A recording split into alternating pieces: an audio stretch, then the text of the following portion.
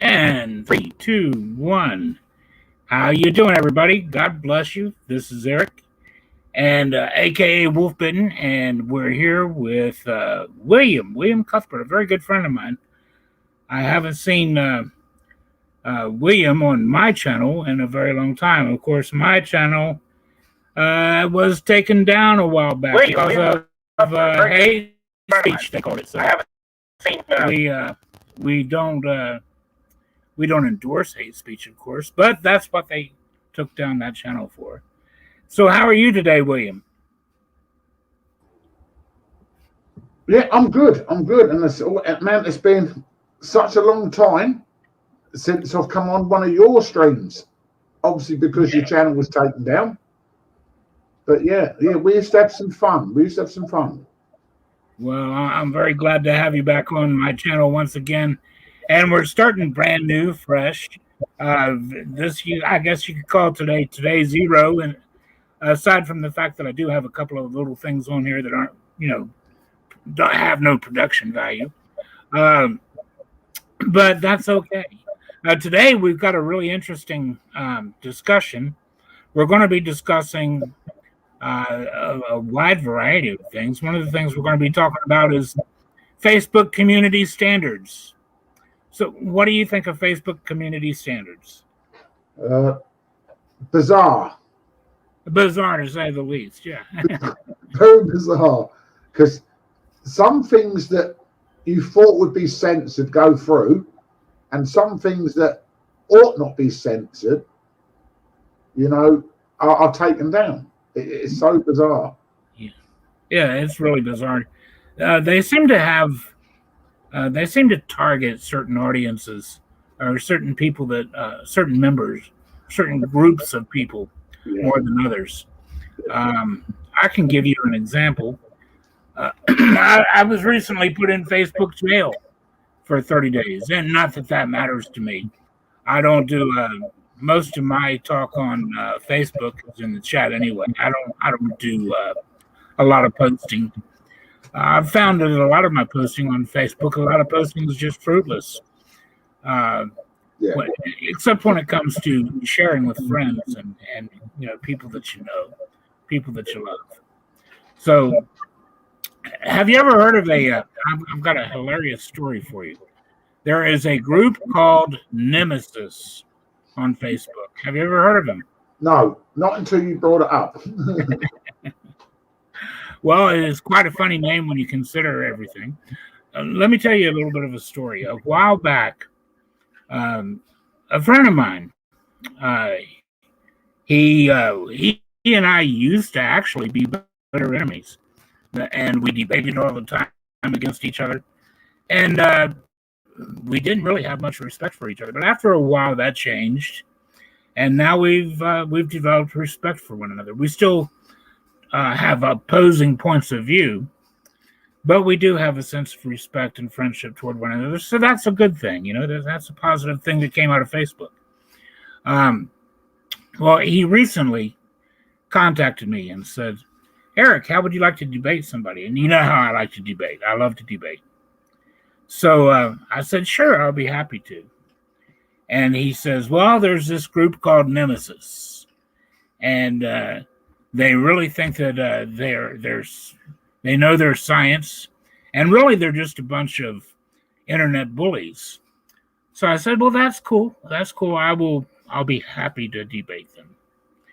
And so Mike, he set up a debate in one of his groups. And I showed up after the opening post. I read his opening post, and I posted a little introduction. Hi, my name's Eric. Good to meet you. Happy to debate you. And I just have a few questions. We were going to debate evolution. So I said, and this was supposed to be their champion debater. His name was Jeff something. So I said, hey, so tell me about your views. Do you believe in punctuated equilibrium, or are you into gradualism, or do you believe in the tree of life of common ancestry, and that it takes us back to a common descent, takes us back to a what they call a last unified common ancestor. And instead of reading any of that, he just blew right by it. Didn't say hi, bye, or anything. He just starts posting a bunch of stuff that really was not even, it had absolutely nothing to do with our debate. Gaslighting. They call that gaslighting. Yeah. Hilarious, man. Well, then there's the first excuse comes up. Well, we don't want to debate on his in his group. I said, okay, that's cool.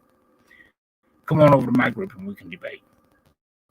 And so they came over. All of a sudden, 50 people joined my group. 50 of them, dude. And they start just spamming everywhere. Now, my group is not made for a bunch of spamming. My group is made for serious debate. And so they start spamming all over the place. And that's the first thing that I had to try to get under control. The second thing I tried to do was start an opening post with their quote-unquote champion debater, Jeff. Geoff. He doesn't spell it like choosy moms choose Jeff. Anyway, so I introduced myself. I asked the same questions. I was real cordial. And I put up the opening post. And again, brother, he didn't know what an opening post was. He had no idea he was even supposed to read it. He had no idea he was supposed to address anything. He never even looked at the rules, like one alternating post per person, per turn, blah, blah, blah, blah, blah, to make an orderly debate. And so I just closed that one down. I said, look, you done messed this one up, dude. Let's start another one. So we started another thread. Dude, I started 5 threads, and he never even got the hang of it. Now, that's supposed to be their champion debater. Does that sound like much of a nemesis to you? Not really, no. No. Not. What do you think the superpower of this group would be? The superpower of that group? Yeah. I don't know. What is the superpower of that group? I'll tell you in a few minutes. We'll let that question simmer a little bit. They do have a superpower. I'll guarantee you that. So, anyway, along comes this other fellow. I guess he was a friend of Jeff's. His name was John. And John says, okay, I'll debate you. And so I opened up a opening post for him. He never showed up, brother. Right there in my own group telling me that he will debate me. I tag him into the opening post, and he never even shows up. So along comes this other fellow. He says, I'll debate you. I said, okay. This third guy started his debate with me, and he did okay. He read the opening post, man. I'll give him kudos for that. He read the opening post. He even posted back. And we posted in alternating turns for 2 or 3 turns. And he got so frustrated that he quit. He conceded. He says, okay, I can't prove evolution. And so he just concedes, dude. Now, these are their champions, okay? And so anyway, then they start trolling. They start spamming. I debated another one a few turns, and he ended up quitting. So really, this guy, this group nemesis is really just a kind of a hapless bunch of Dunning-Krugers, in my opinion. If they don't even know what an opening post is. I mean, these are their champion debaters, dude. Supposed to know something about science. They knew absolutely nothing. They didn't know what a Luca was. They didn't know what a last unified common ancestor was. And these are supposed to be experts on evolution and etc. So, yeah. Let me go ahead. What's most disturbing, and it does upset me, is all the flagging and the false flagging and censoring. That's stupid. Not only does it spoil it for us who would like to converse over this, but it spoils it for them really as well, because they've got no conversation with anyone. How boring. Now, Yeah. everyone speaks in their own little echo chamber. That's pointless. That's useless. Yes, it is. It's just almost like natural. Yeah, I don't mind a little bit of cordial contention, but that's, people, we like that. We like to discuss. We like to talk. We like to converse. And when they, they're shooting themselves in the foot. They go around their flag all Christian channels or whatever, or fierce channels. Then what are they left with? Echo chamber. Nothing. Yeah. No debate. No nothing. So they need to grow a pair. Stop doing the flag. And, if people want to call us whatever they want to call us, do it. But don't flag us. Stop flagging channels down. Hey, there's a few of them in the audience right now. One of them, and George said, he says, he's lying to you. He muted us. Well, the truth is, I did mute them after, oh my gosh, dude.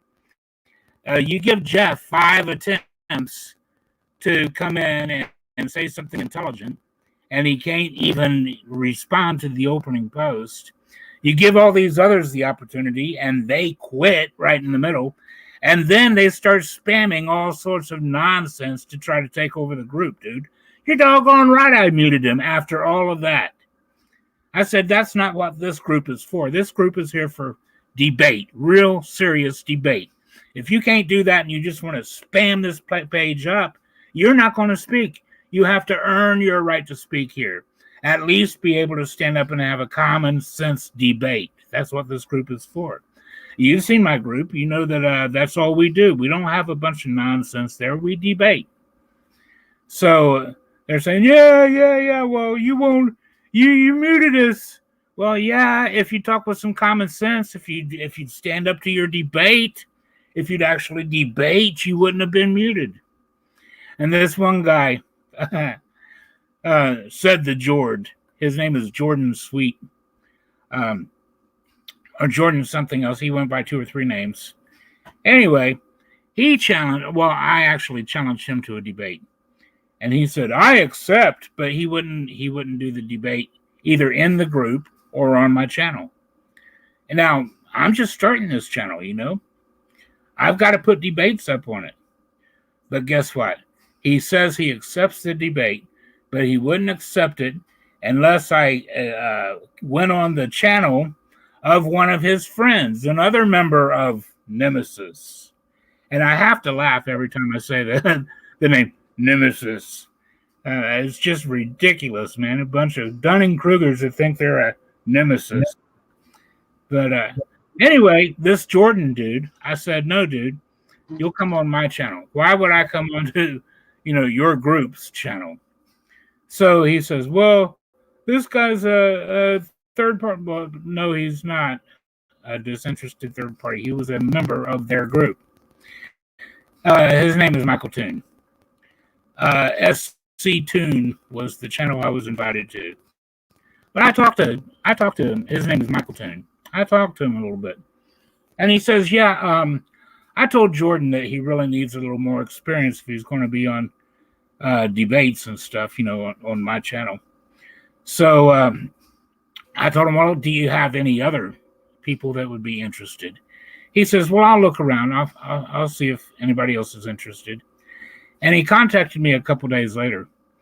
And he says, well, there is another fella on here that said he would take you on. Now, guess who this other fellow was?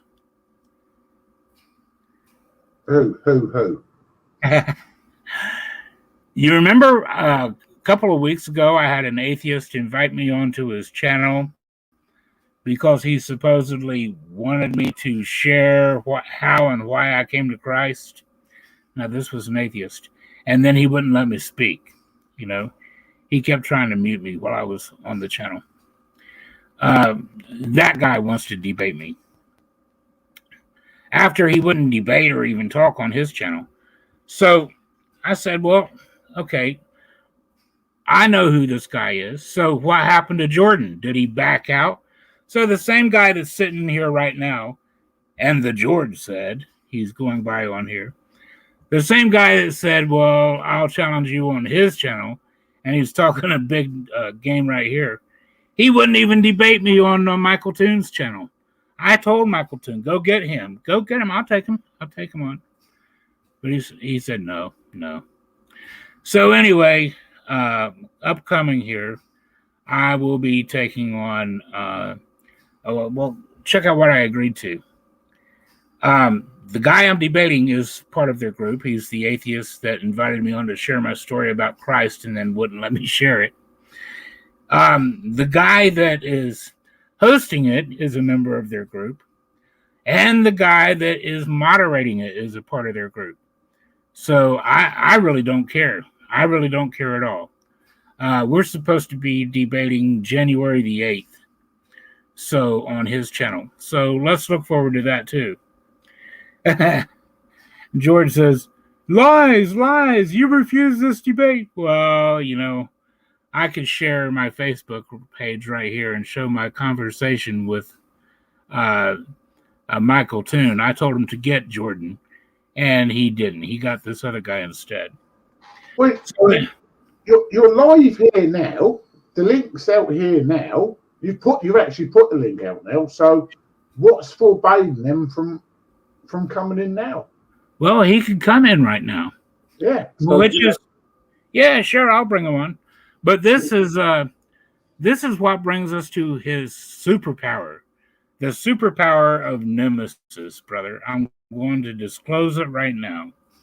After they lost all their debates, or ran off from them and wouldn't debate, or backed out, or couldn't even find the opening post and didn't have any idea what it was. Well, what happened then, brother? They exhibited their superpower. They mass reported my posts. Now, let me tell you what they mass reported. I said, somebody asked me, well, what do you expect from us? I said, I expect an intelligent answer. They mass reported that as hate speech. Oh my gosh, that's hate speech. And then I said, Jeff disappeared. And I said, well, Jeff must have disappeared. Poof, quote unquote. They mass reported that as hate speech. And they got me banned, blocked for whatever, Facebook jail for 30 days, dude. 30 days, which is cool by me. That's cool. I don't care. And then comes along the one fellow. Oh, my gosh. Nathan the Globe Head or something like that. And he also goes by Mahogany. He comes on my YouTube channels and stalks me on my YouTube channel, on my various videos, and then stalked me on my Facebook messaging, saying, okay, you think you've seen something. You ain't seen nothing. I'm going to mass report everything you ever do. So that's their superpower, bro. Now, when I go to fight this with Facebook, they say, okay, if you disagree with our decision, tell us why. So I disagree with it. I stood up and I said, what are you trying to do? Raise a bunch of people that are so soft that at the slightest bit of honest criticism, they're going to go commit suicide. What is this? Facebook is a parent. They are a parent to a bunch of millennials. And, they're raising a bunch of softies, dude. They are catering to snowflakes. So that's always a sad thing when the snowflakism comes in, because that does utterly destroy cordial debate, and I don't like that. I was around, like I said, I've been on YouTube under different names since 2007. So, it's been around since 2006. I joined 2007. I was part of the Great Debate. Can you remember the days of the Great Debate, Eric? Between the anti-theists and the theists. It went on for about 3-4 years. And, there wasn't no, there's obviously banter going on and stuff, but there was no flagging channels down because they hurt my feelings because they said I'm not going to heaven because I don't like God. I mean, the snowflakism coming in, it's ruined, it's stifled everything. And People need to grow, like I said, grow a pair, rewind, go back a few years when we actually, when even YouTube was pretty free, and we could actually debate. We could have banter, debate, all this sort of stuff. It was fun. Yeah. It was fun. Again, we can't persuade. That's God's job. We can't persuade or force anyone to be a Christian or believe, and they can't do vice versa. So that's why you have debate. You converse, and and that's it. You can both leave not being changed whatsoever and not moving on your position, or you can incline to each other's position. But yeah, debate has been ruined, and it's not just on Facebook; it's here. As I said privately when we was chatting privately, YouTube has gotten even worse.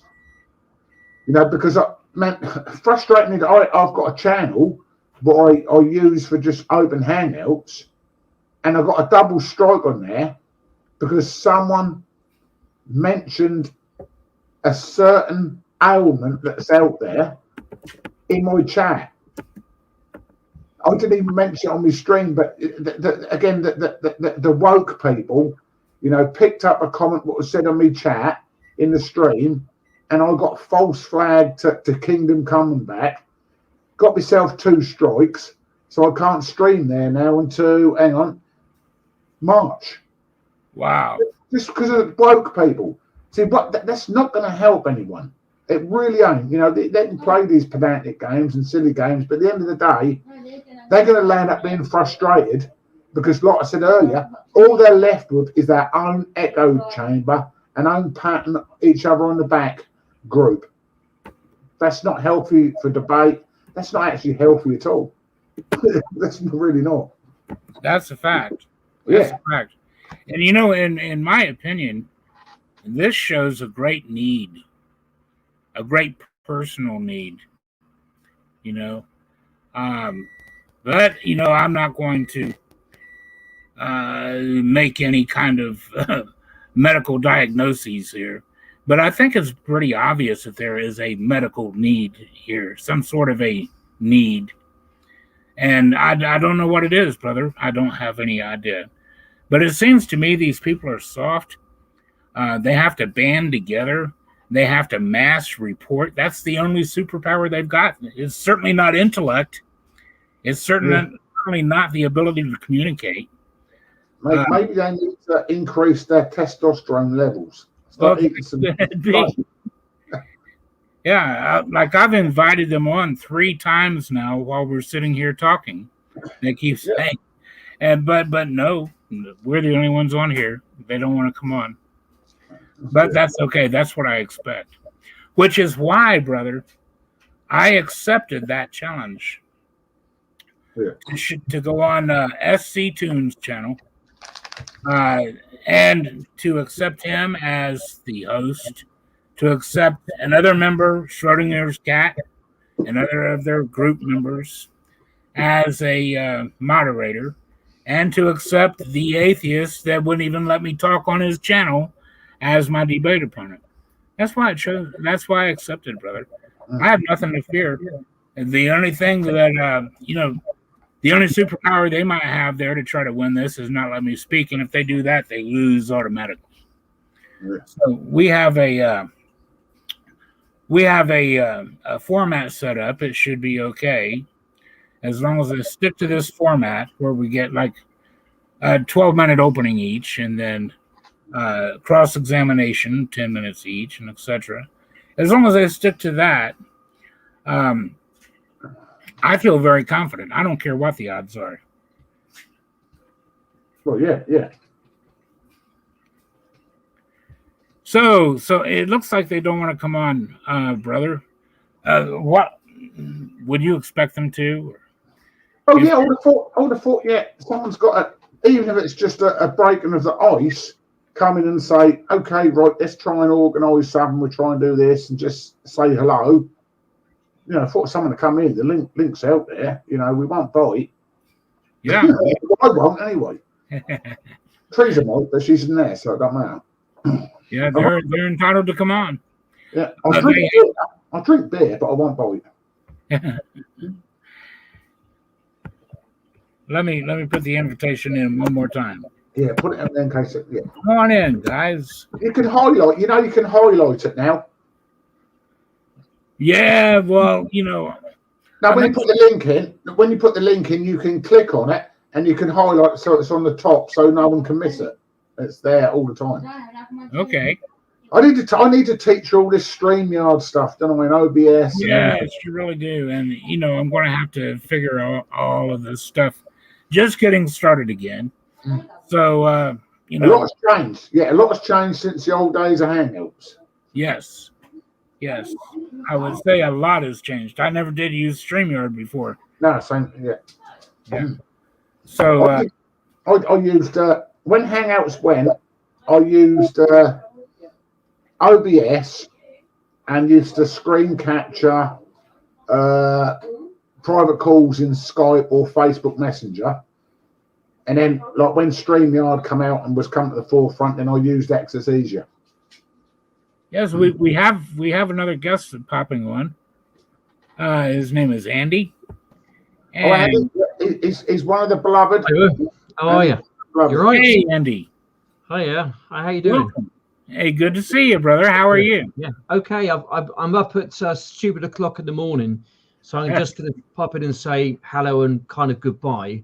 I'll just stop on for a few minutes just to have a bit. Well, I'm having a glass of the old red wine at the moment, bro. Yeah. All right. Just have a good new year, really. So just hope this year's going to be maybe better than when we just had. Well, yeah. One before that as well.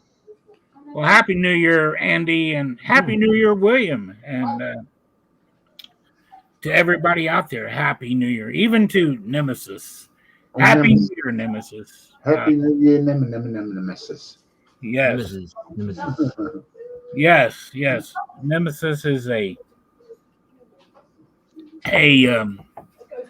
I guess you could call them a group of atheist stalkers that mass report things. So that seems to be their superpower since they can't debate.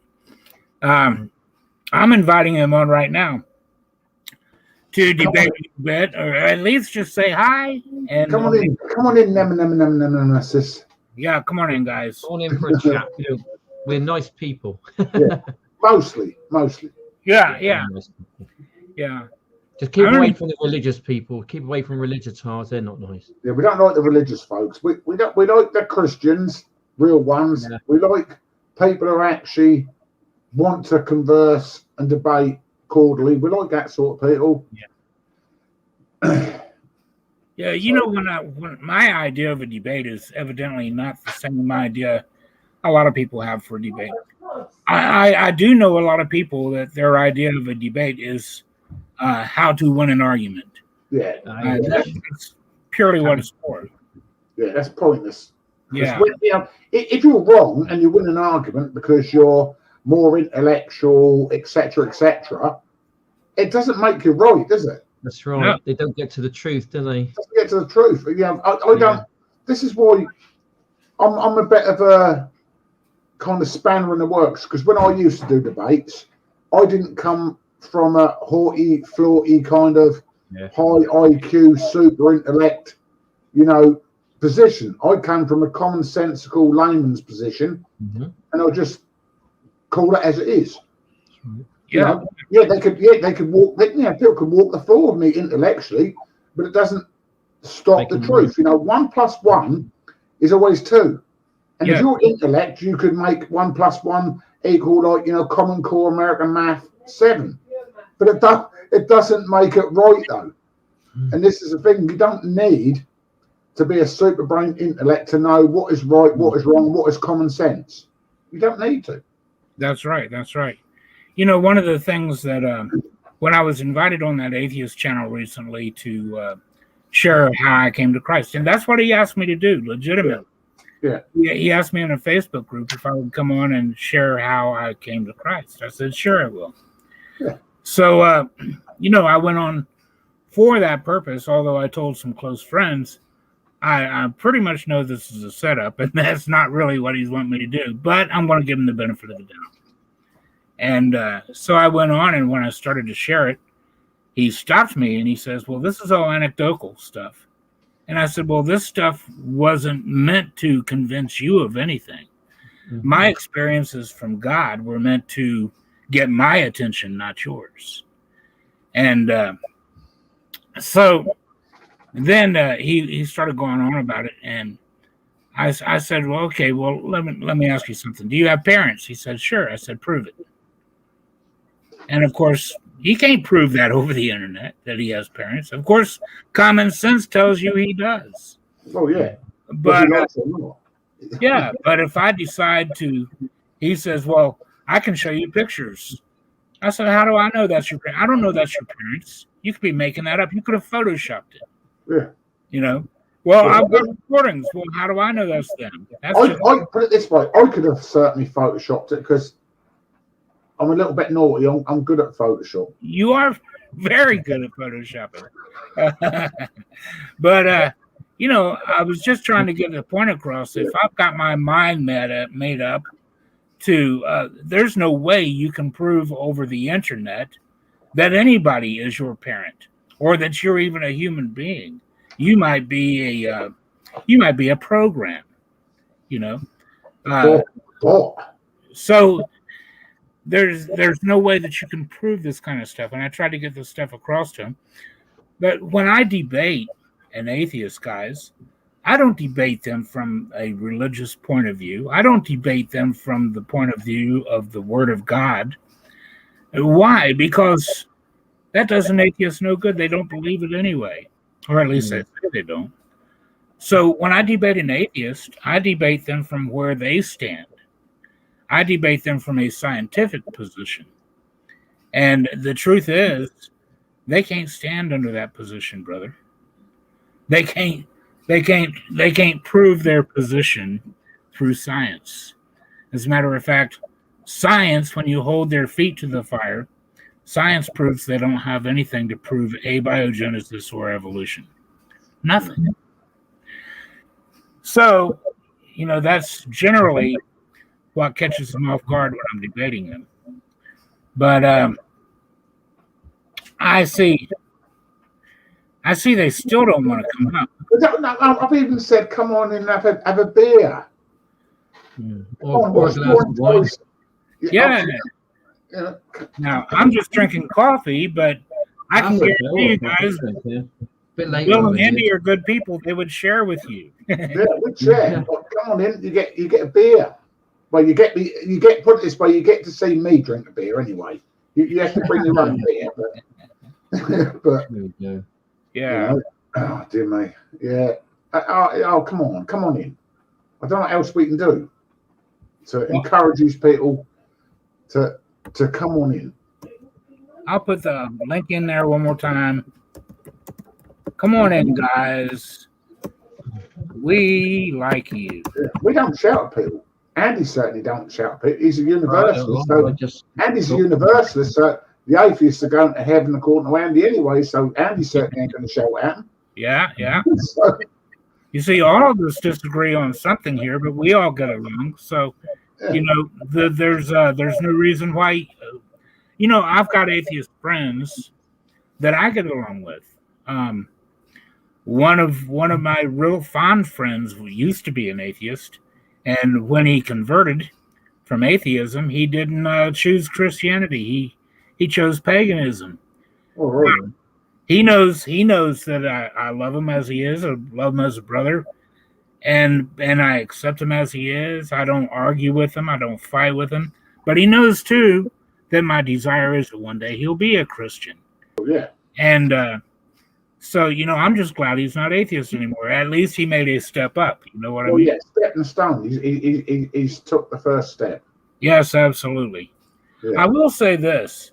Out of all the possible positions a person could take, I have to say atheism is the one that does not make sense. Well, anti-theism is the one that doesn't make sense to me because, you know, if you're an anti-theist and you really don't believe in God and you're anti-God, Why do they keep talking about God? Yeah. I don't understand it. Like, okay, right, you're an anti-theist, you don't believe in God, want nothing to do with God. Why keep bringing him up? Which Yeah. shows me, I believe personally in heart, that anti-theists have an inclination and knowing there is a God, but they're angry at this God. There's an anger, there's something there that whether the religiotards have upset them, you know, in the past. Because I'll tell you what, religion is the worst thing. Is the word, man, that is worse than anti-theism, religion. We're not talking Christianity, because Christianity I don't call religion. There's only one religion, and that's pure religion, and that's to feed the widows and look after those who with ailments. But Christianity should never be coined as a religion. It's a faith, and it's in trust in the Creator. That's Christianity. It's a trust in the Christ, the Saviour. And we're so far away. Like I said, I've got to be honest, I get on with a lot of atheists more than I do with these religiotards. I've got to be honest, because there's some nasty, horrible religious people out there, and they make look like a monster. Sorry, Bill. Someone's asking for screenshots about something. Oh, they want me to screenshot that I accepted the debate with SC Tune, but you know that's going to be on SC Tune's channel. I would take the time to screenshot it, but I'm not going to play their silly little games, man. Oh.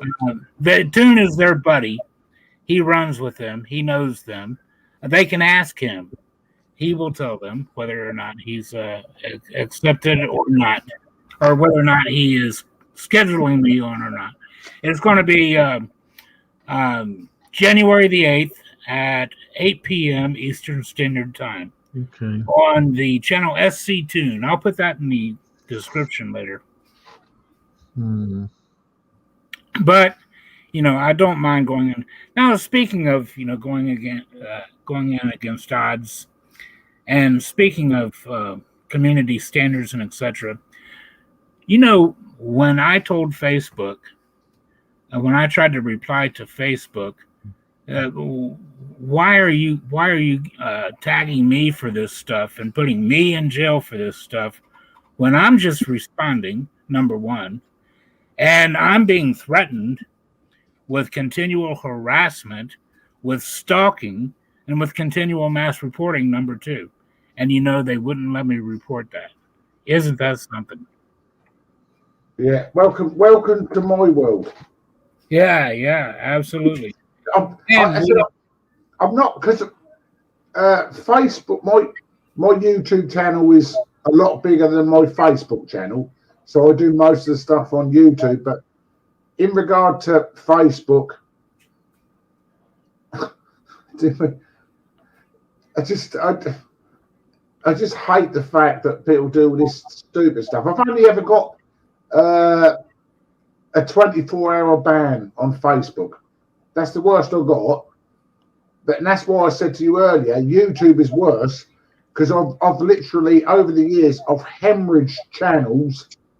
I've been striked and silenced and censored so much on YouTube. It's embarrassing. Yeah. And that's why a lot of the time I go on a Rumble or Odyssey and stuff where it's censor-free. You know, because the debate is not stifled there. Yes. And I'd rather be there. Again, Rumble, Odyssey, these are obviously newcomers, and they are actually haven't exist because of all the censorship. But I would encourage more people to go on these channels, on Odyssey, Rumble, and Gab and stuff, so debate can be done. And obviously those people with low testosterone levels can't do their wokeism and cry and get you flagged off and thrown off because they're censor free. So let's be honest. You know something, brother? After our program ends today, I'd like to get the links to these various places that you found, and I'll put them in the description. Yeah. I think that's a good idea. People need an alternative, and Facebook needs to know there is an alternative. Well, yeah, there's an alternative to Facebook called MeWe. The alternative to yeah, you look very nice, Andy. Very nice. Yeah. The alternative to obviously YouTube is places like Rumble, Odyssey, brand new tube. So there's quite a few out there. My favourite personally is I like Odyssey, but that's only my persuasion, you know, there, because you literally can upload any video on there and then converse, you know, in the chat section, you know, about that video. It's just literally free for all out there, which like YouTube used to be, as we said 10 years ago under the Great Debate. It was a free for all, you know, conversations, ideas were flowing. Yes, some people got converted to Christianity, some didn't. Who cares?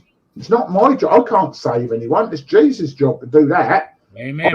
I'm just a tool that is most blessed and happy to proclaim the good news. That's all I am. And right, got to run, guys. Got to run. All right, mate. All right. Have a good one, brother. We'll see you later. Take care. God bless. All right. Oh, Andy. Before you go, don't forget tomorrow, and you, Eric, we've got God is Love Part 3 tomorrow. Okay, doke. And Sister Rebecca from Bread of Life is coming on as well. Yeah, I heard the stream. Like, yeah, she's coming on. So it's going to be a good stream, that one. So yeah, good one. Yeah, make sure you get some beers in for tomorrow. Yeah. All right, look after yourself. God bless. We had somebody else drop in the studio for a moment, Simon, but he dropped off before I could bring him on. So Simon, if you'd like to come back on, brother, come on in. Come on in. I'll be back in a second. I just need to go for a wee, Eric, because I'm drinking beer, and that makes me want to wee. Okay, brother. Okay. We'll be here when you get back. And Simon, brother, come on in if you're still out there. I'm sorry I couldn't get to you immediately, but come on in. We're right here. And that invitation to Nemesis is still alive. Come on in, guys. Jordan, if you would like that debate, step right on up. We'll see if you can last a few minutes. We'll see what's going on. So, at any rate,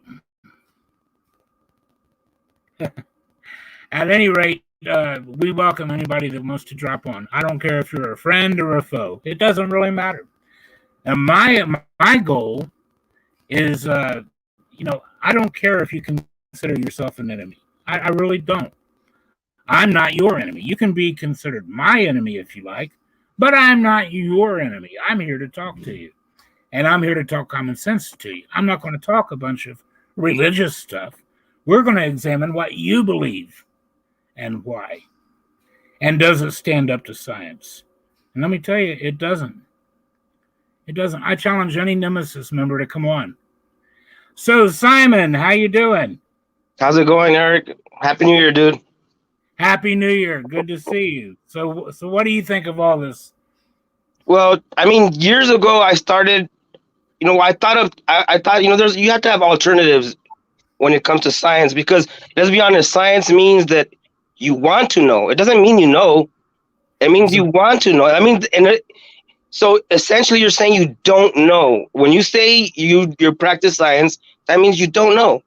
A lot of people need to humble themselves, but you have the pseudoscience religion, that Statham has used the telecom infrastructure and the telecom technology to literally go, deep into the minds of these easily influenced, naive youngsters that they're so confused. They don't do science experiments.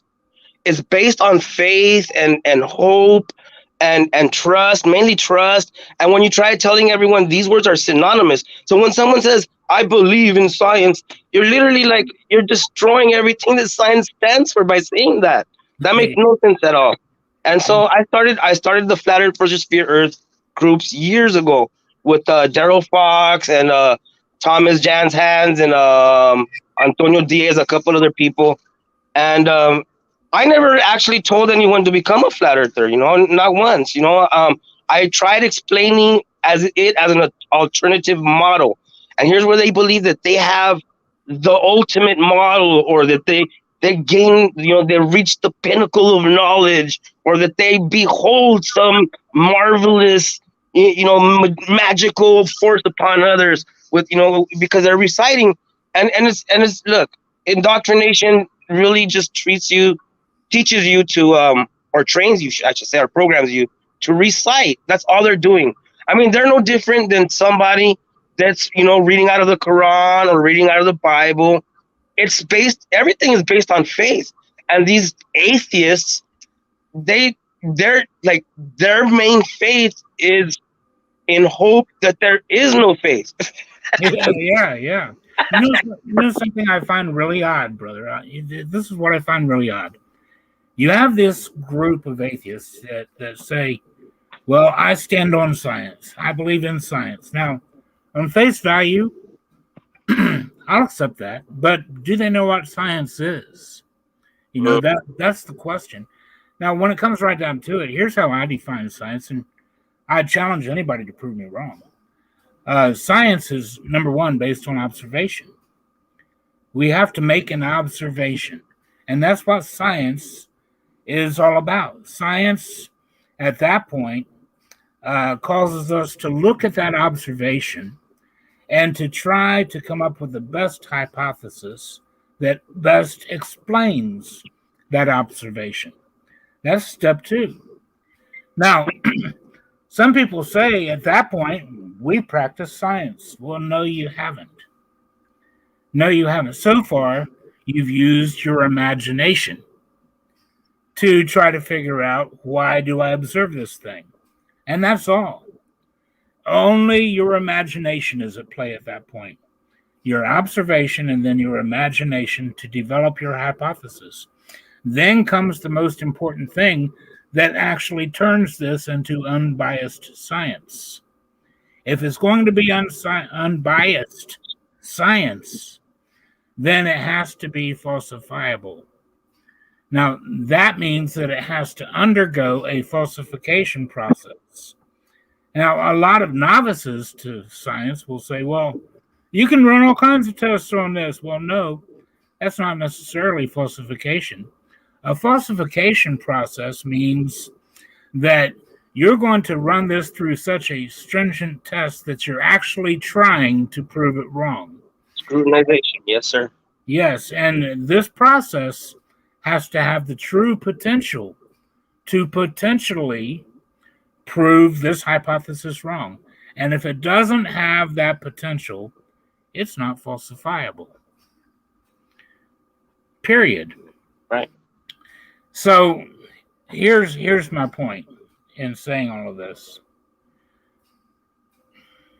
When a person develops a hypothesis or stands behind a hypothesis, if it's not tested, it's just imagination.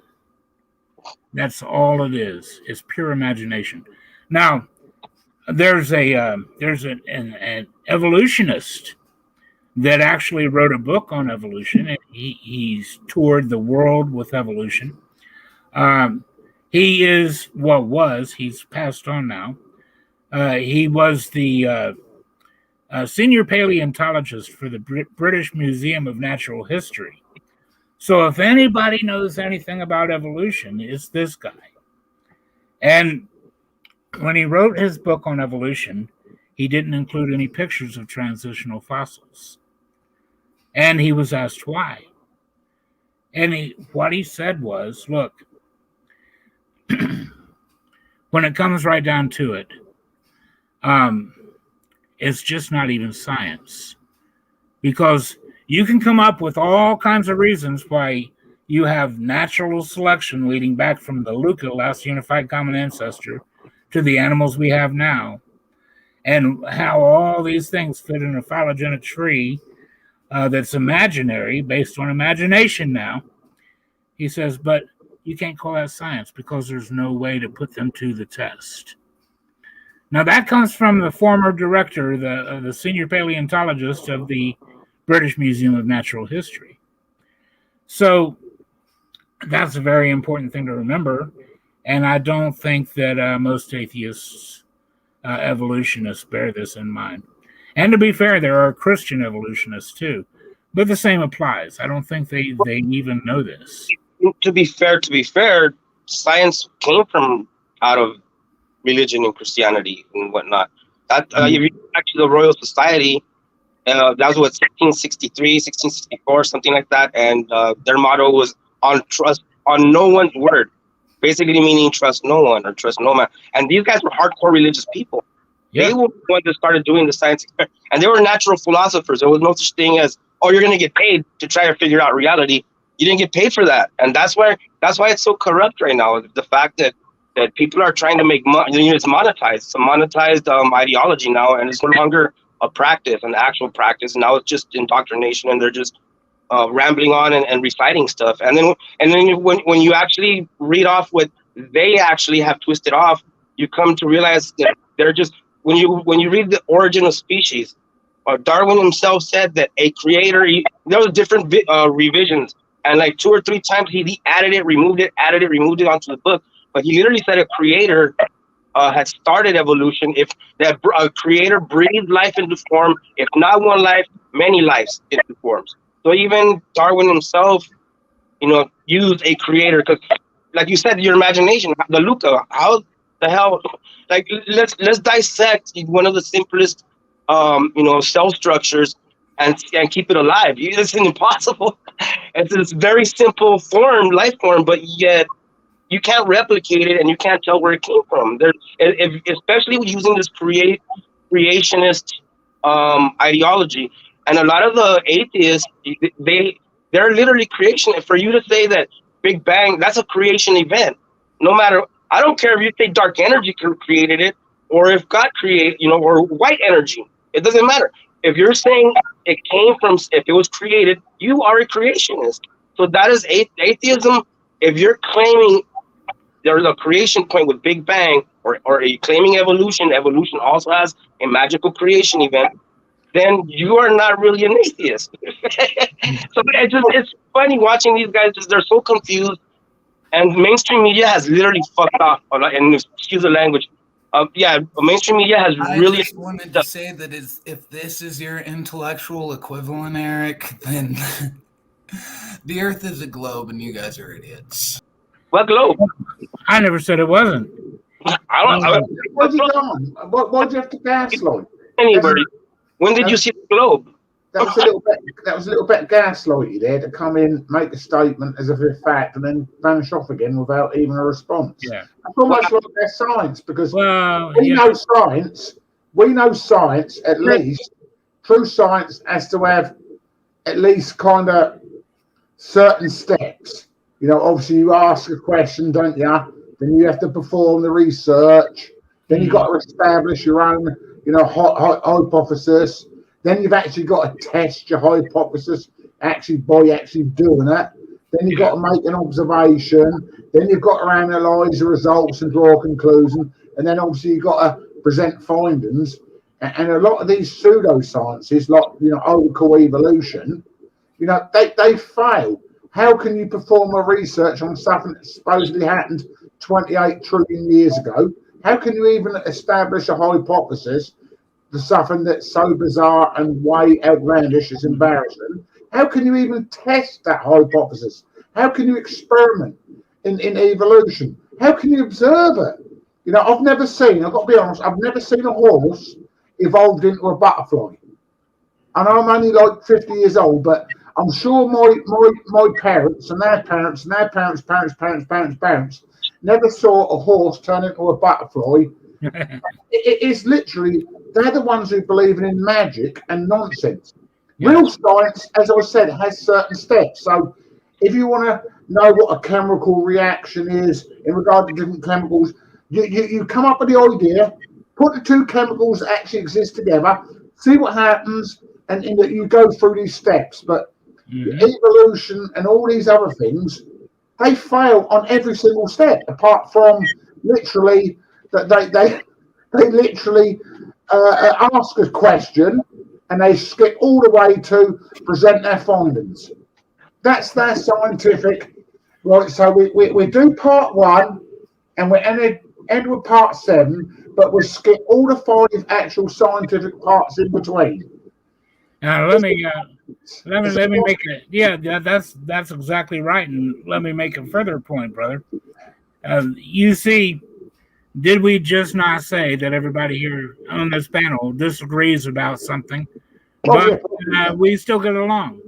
Yeah. So Part of humanity. here you have a gaslighter that wants to just drop in. I'm kind enough to bring him on. He's one of the Nemesis group. Oh, the Nemesis. So, yeah, so you think, he's going to address the subject. And what's he say? He's a hit-and-run gaslighter. But He's trying to seem like everybody here is a flat earther. I'm not a flat earther. I'm not a flat earther. No. I've heard the whole thing of me starting that debate years ago was to get people to go out and start practicing science. And here's what we're talking. Okay, you can't prove a truth. Everyone is like, oh, I could prove this and I could prove. No, you can't prove.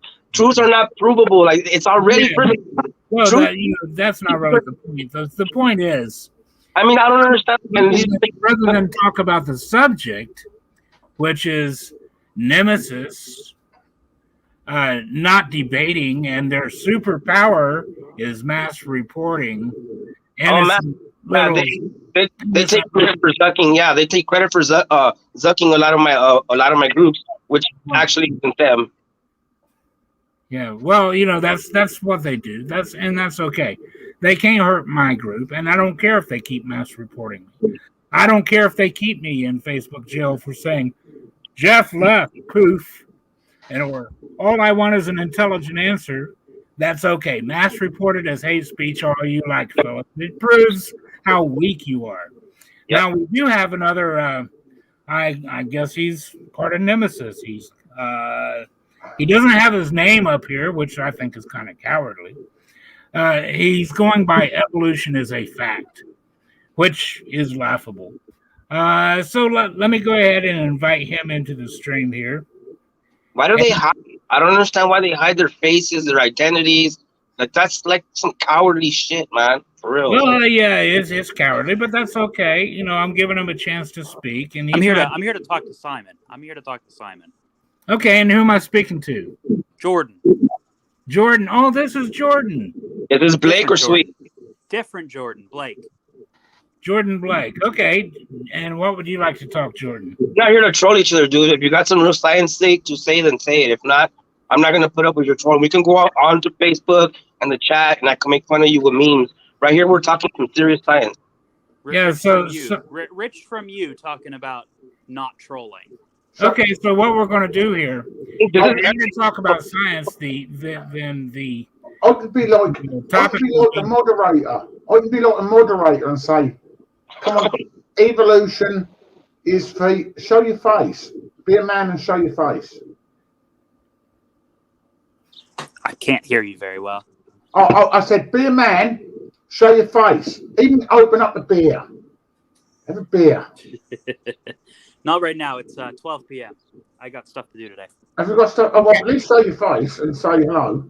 So, well, we have his name. That's cool, Jordan. I can't see very well because I'm on my phone. My laptop's not working at the moment. Well, so. Jordan, first of all, let me say welcome to our little broadcast here. Welcome, sincerely. Okay, thanks, Eric. Thank you. Second of all, let me wish you a happy New Year. Yes. Happy New Year to you too. Well, thank you. So, is there a point of science you would actually like to bring up? If there is, you're more than welcome. Sure, we could talk. I mean, we could talk about evolution if you want. That's fine. Okay, well, I do have a debate coming up here soon, and I don't want to let all my cats out of the bag. But go ahead. I'll let you. I mean, what do you want to say? I mean, I don't know. You're the one who likes to make opening posts on that chat on that group. I'm not going to do it there because I see comments get deleted and stuff on the group, on the Facebook group. So I'm not going to go on. The only comments that get deleted are comments spam if it has nothing to do with the debate. A bunch of people jump in on a post that's supposed to be a one-on-one. You can read the rules of the group there. It's supposed to be a one-on-one, and other people are not supposed to be posting on it, and yet they jump in and the other people that are supposed to be debating either give up or don't even show or can't even find the opening post. and then everybody tries to cover for them. Those posts get deleted.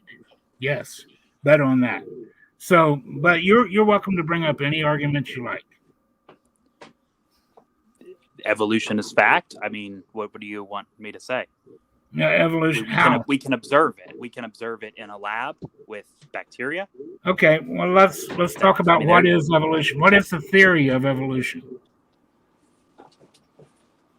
But that's like saying, I have to quickly interrupt, like studying bacteria, obviously changing as it does, mutates as it does, like our genome mutates, when it mutates, sometimes we get cancer and sometimes like growths on our head and stuff like that. That's like saying mixing yeast with a little bit of sugar and salt and seeing it change, add a bit of flour and turn it into a loaf of bread is evolution. Well, of course it ain't. We can observe it in a lab, yeah, but it's not actually evolution. That the bacteria is still bacteria. The bacteria doesn't turn into a unicorn or a space shuttle. And yeast, yes, yeast and sugar and flour mixed together, 3 different components. They don't evolve into a loaf of bread. It's just a fact, and there's no evolution in that. But yeah, if someone wanted to prove evolution to me, I'd like them to get some bacterium, on a Petri dish, and over a period of 42 trillion years, I want that to turn into a space shuttle. Then I believe evolution. But other than that, bacteria is bacteria, viruses are viruses, people are people. Yes, you get mutations, but generally, let's be honest, generally mutations equates to entropy. It's usually a loss, There's no gaining in mutations. I've never known a mutation to suddenly occur. Say someone had a mutation in their genome, and all of a sudden they went from 121 IQ to 790 IQ, and they became invisible, and lasers come out of their eyes. This is pseudoscience. Mm-hmm. Bacteria is always bacteria.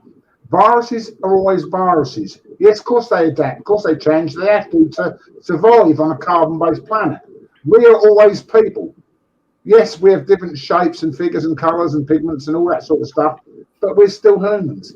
We've not turned into a rhinoceros with 18 trunks coming out of our eyes and laser beams out of our fingernails. That's how I see it. Mm-hmm. That's a very good point. Jordan, let me ask you a question, if you don't mind. There's no pressure there, but would you agree that there are good definitions and bad definitions? Yeah, I'm sorry. I'm trying to hear you, but it's really gravelly, and I don't know why. It's okay, my audio probably, but I think I'm just asking. What are you saying?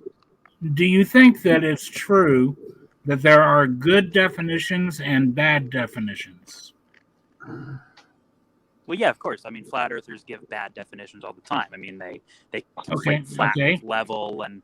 Well, I think evolutionists do too. For instance, but yeah, I mean, I'm just giving an example. I'm just giving an example of bad definitions and good definitions. That's all. Okay, well, I think evolutionists do the same thing, provide bad definitions. For instance, if I were to ask you to define evolution, Jordan, how would you define it?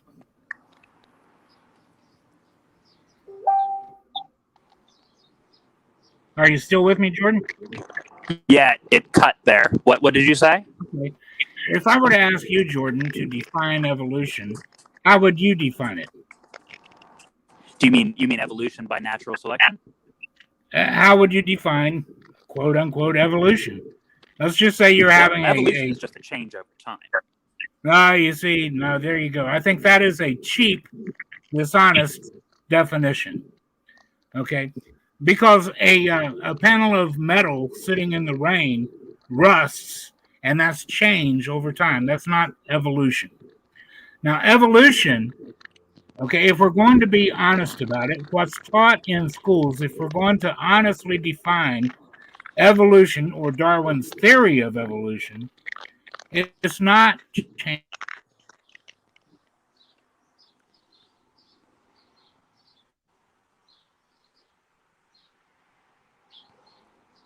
I think you keep freezing up there because I can still see.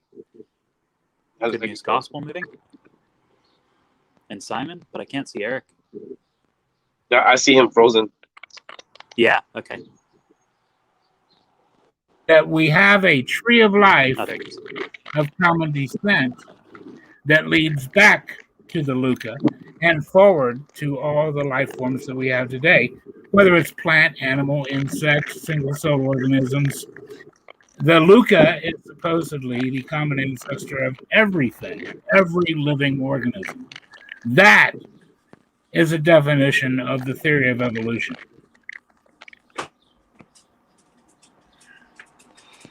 Well, that's what it expands to. I mean, if you're just talking about evolution in general, evolution is a chemical change over time. Well, so is rust. I mean, that's Yes, so. it is. Yes, if that's what you're talking about, if we're applying evolution to life, then yes, we can talk about that, and we can talk about natural selection. So when you say evolution is just change over time, that is a poor, dishonest definition. It's not that it's actually dishonest. It's misleading. It's a poor, incomplete definition that misleads people. The definition, if you're going to be concise, is the tree of life of common descent that leads back to the Luca and forward to every life form that exists today. Everything evolved from a common ancestor after abiogenesis occurred, which is another ridiculous thing that an atheist has to believe. That goes against absolutely every observation we can make. It goes against basic physics. What's that? It goes against basic physics. Yes, it does. It really does. How does it go against basic physics? Because here's why. What do you observe when it comes to life? Where does it originate? What do you mean, where does it originate from? What do you Are you observe? talking about abiogenesis? No. When you look at life today, and I'm not. Hold on. Yeah. When you look at life today, Jordan, okay, any life, point to anything. Where did it come from? Point to any life. I know what your answer is going to be, and it's going to be other life. And then you're going to try to link that. Well, that's not just my answer. That's what we observe. On a side note, Eric. On a side note, Eric. And on a side note, Eric, I've sent you a message on Facebook. Read what I've sent you on Facebook privately, and try and do it over here. I'm trying to help you out here. I can hardly hear you. I mean, I don't know what's going on with my phone, but okay. I'm trying to help you out here to yeah. I appreciate that. Yeah, I'm gonna have to just in all honesty, Jordan has not made any observations. And if you were to ask him, show us the observations you are talking about, he would probably go to like some government funded website, send a link or something like that. Like, let's be totally 100% honest. There is no way that any of us as an individual person actually say that we know how or what life is made of. so that's pretty bold and proud and very dishonest for you to even assume in your own mind that the government or some website is the actual the actual pinnacle of knowledge where everything has actually been proven right. That's atheism, and that's still faith. And it takes faith for you to believe a website, and faith for you to put trust in corporations and government entangled corporations and bankers and money and profit making and paying people out of court and you know what I mean. And so no, I mean, to be honest, Jordan, no, it is not a fact. It is your opinion and based on propaganda-induced delusions, which actually have been your childhood thing. Your whole childhood, you've been reading fairy tale stories and really believe them, and you think that's a fact. There's no way that you can actually prove that yourself. You are on a couch and you're sharing links like everybody. No, it's not a fact. I mean, you can say it's not a fact. I mean, that's It's wrong. I mean, you could say it's like a I said, you can observe it in a petri dish, opinion. and you can try to wave that away as much as you'd like. But you can observe a change of the bacteria over time based on evolution and natural selection in a petri dish over the course of a couple petri days. dish, Who is saying that you can't do that? A petri dish is not a natural state, dude. What are you talking? Hold on, just a second. Fans, you're talking about. Hold on. Simon, you're breaking up. Hold on, just a minute. Let me deal with him for just a moment. Okay, you're saying that you can observe change in a petri dish, and that's evolution. That is not evolution unless you can prove that this change leads back to the Luca, or that it leads from one life form group to another life form group. That's a straw man. That's not a straw man. That's the truth. That's a straw man argument. No, you're just being dishonest, dude. An organism over time, and there's no reason why over the course. Did you change over time? Or billions of years? Did you change over time? Change can't turn into something else. Jordan, no reason why Jordan, can't. Have you changed over time? Of course I have. Like, so what other type of a life form have you evolved into? That's a straw man argument. No, I'm asking you, be true. Don't say it's a straw man. I want an example of evolution going from one sort of a life form to a whole completely different type of life form. Prove that. And you know what? And you got to add this. Hold on, Simon. Give him a chance. Are you talking about divergence? No, don't try to change the subject. Give me what I'm asking for. For instance, for instance, is the Archaeopteryx fish explosion leading to tetrapods? What's that? The fossil record is all there. Teleost fish explosion, right? The explosion of ray fin fishes that led to lobe-finned fishes that became tetrapods, all in the fossil record. Okay, now prove that. Fossil record. No. Let's look at this. What's your observation? This is going to be science, Jordan. My observation is fossil records. What? No. What is your observation in the fossil record? I'm sorry? I can't hear you. Jordan, what is your observation in the fossil record? We are looking at the fossil record. Hold on, Simon. Do you observe that fish exist in the fossil record? Of course they do. Do you observe that tetrapods exist in the fossil record? Of course they do. Okay, now what hypothesis do you draw making those two observations? That ray fin fishes diverged into lobe fin fishes. No. What you're observing that fish exist in the fossil record. You're observing that You're observing that tetrapods exist in the fossil record, and you're hypothesizing that the tetrapods eventually evolved from the fish. Is that true or not? That's correct. Okay, now test your hypothesis, son, or it's not science. How are you going to test the genealogy of the tetrapod? Let's choose the ticklet. How are you going to test that's said to be one of the first tetrapods. Okay. How are you going to test the lineage of the ticklet? You mean the lineage? What do you think I mean? The evolutionary lineage. Through the fossil record. That's how you test it. No. The fossil record is your observation. Your observation is not your test. Yeah. You're making the observation that fish existed in the fossil record and Ticklets existed in the fossil record, and then you're hypothesizing. You transitional fossils of lobe. You don't observe any transitional. Hold on. What you're observing then or two different life forms existed in the fossil record. This. And that's what the lobefin fishes is.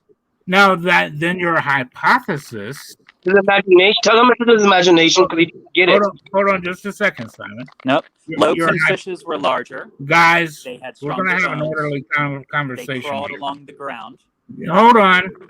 You're just presenting a bunch of bullshit when it comes right down to it. No, I'm really your not. imagination.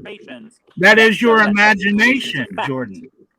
No, it's not a fact. It's your imagination. I'm showing you. You're imagining. I mean, I can show you the pictures. Hold on. Listen to me, Jordan. Let's have an orderly conversation. You are imagining that the tickleict is descended from fish. That is your. I'm not imagining anything, but you can go ahead and say that. Is your. That's not what you hypothesize? That's not a hypothesis. Is not an imagination. Well, of course it is. If you think that's true, then you have no idea what science is. Do you have any idea what an hypothesis is? It's synonymous to that word, dude. It's a guess. You're saying, okay. No, it's not. Hypothesis is an educated guess based on observation and known facts. An educated guess. So your educated guess is based on what? Well, the fossil record. I've got to be honest. He said, educated guess on something that you've actually kind of seen, you've observed. I've never seen, I've got to be honest, I've not seen a fish jump out of water and turn into a space shuttle. Hey, man. So that's a straw man. Who said? No, it's not a straw man. It's logical.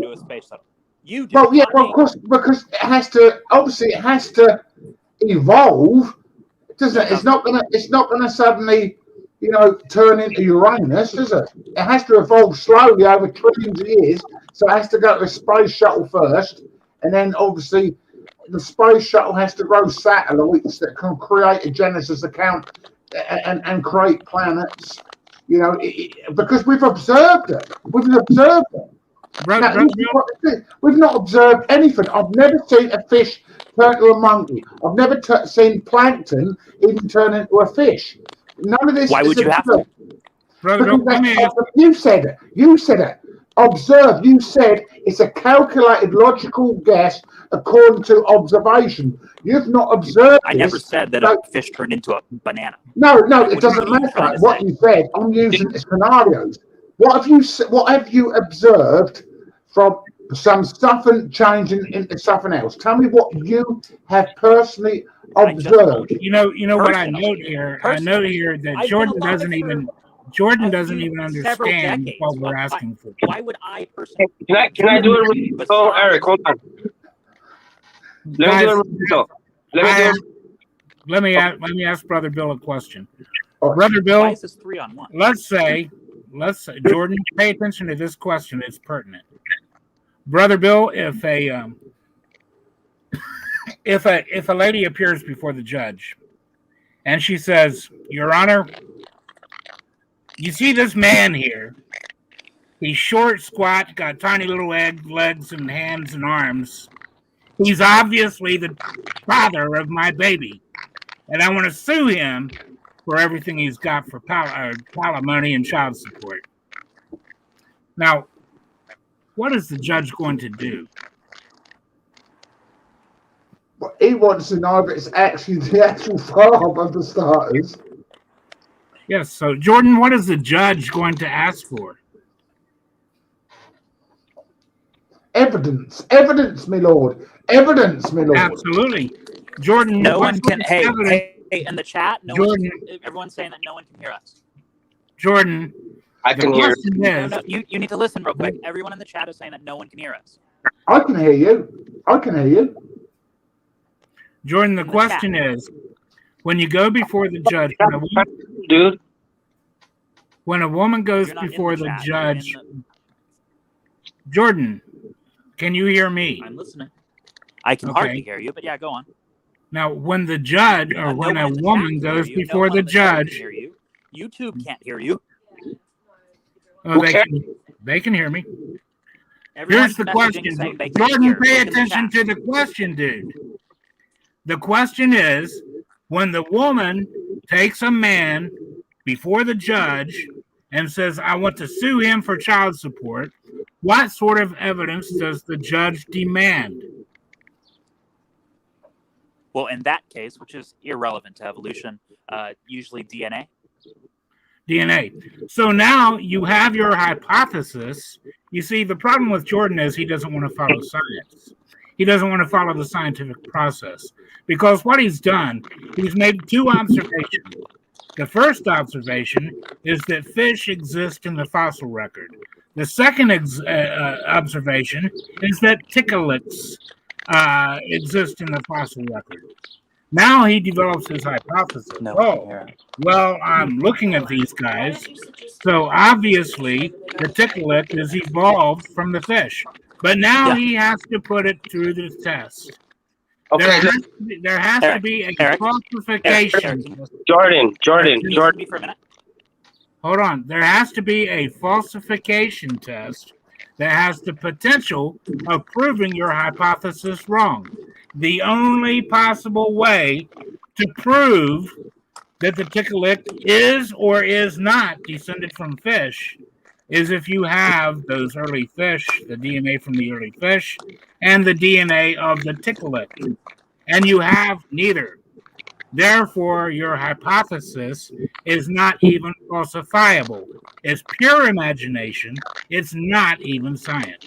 Well, as I said in the chat, habeas corpus produced the body of evidence. If you could show me a plankton turn into a fish, and a fish to a monkey, and a bat to a rhinoceros, then I would incline to such a hypothesis.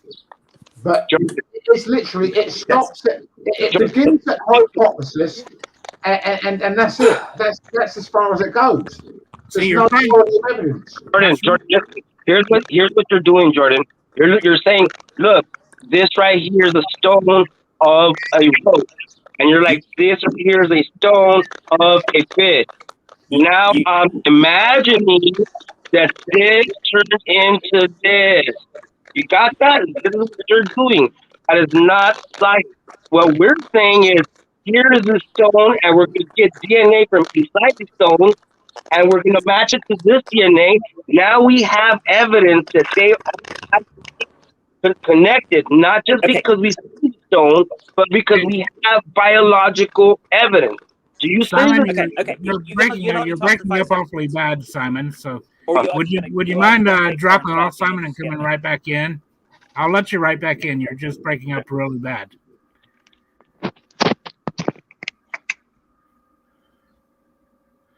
So that's your problem, Jordan. You're not wanting to put your hypothesis through the scientific, the falsification process, this actual scientific method. You have to test your hypothesis with something that can potentially prove it wrong, and you don't have the DNA, and that's the only way you could potentially prove that your hypothesis is wrong. That's the scientific process. That's scientific methodology. That's the falsification process. That's actually starting to get better, first off, right? Because mtDNA lasts a lot longer than nuclear DNA, and that can be tested. No. Do you have the DNA of a ticklet? I can show you this kind of stuff. No, do you have, yes or no, do you have the DNA of a ticklet, Jordan? It's a very simple question. I don't know at the moment. Okay. What do you mean you don't know at the moment? Of course we do not have the DNA of a ticklet. Am I supposed to know this stuff right off the bat? Well, if you study evolution, why do I know? I'm the creationist, and I know, and you don't. What? I don't study evolution. Well, you're sitting here under the name evolution as a fact. It is a fact. I don't have to study. No, it's not. It's not a fact. How can it be a fact if you don't study it, know it, and learn it, and you just say it's fact? He believes it in blind faith. So yeah, okay. I don't know. I've not studied unicorns, but because very clever intellectual people in textbooks said unicorns exist. I'm going to believe clever intellectual people because unicorns are fact because they say it's fact. And when they say it's fact, it has to be fact. Let's talk about straw man. That's so straw manish and circular. That's circular reasoning. I believe in unicorns because he believes in unicorns, and he knows unicorns because he's a scientist, and he learned of someone who knew unicorns back in the old days, even though I don't, but I believe the person prior to me, so I have to believe him that unicorns. You go around, that's circular reason mixed up with a little bit of flipping straw man on top of that. What we're going to go? Are we going to go to croquet next? We call that blind faith. Where are we going with this? We have to have proof. Habeas corpus. Produce the body of evidence. If no one can hear the lie. Jordan, you do not have proof that one stone came from the others, that they're from the same species. You don't. You're looking at two separate stones, and you're like, I think they're together. I think that's the same species. But until you get the DNA, we can't believe you. We don't have no reason to believe you, dude, at all. Or anyone that makes money off of this scam, because obviously it's a scam, because you're going to tell me that you're getting it from someone that was funded and research that was funded, and there's employment going on. So it's a scam. So we don't have to believe a scam.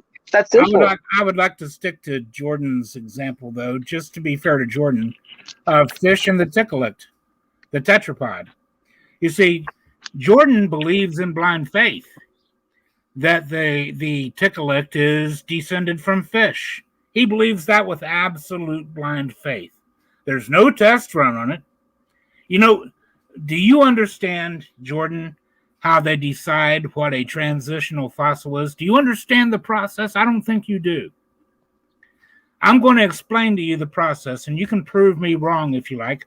Or go on, you can prove, or you can prove that I'm right. No one else can see. Or you can prove that I'm right and change your position. Here's the process for deciding if something is a transitional fossil.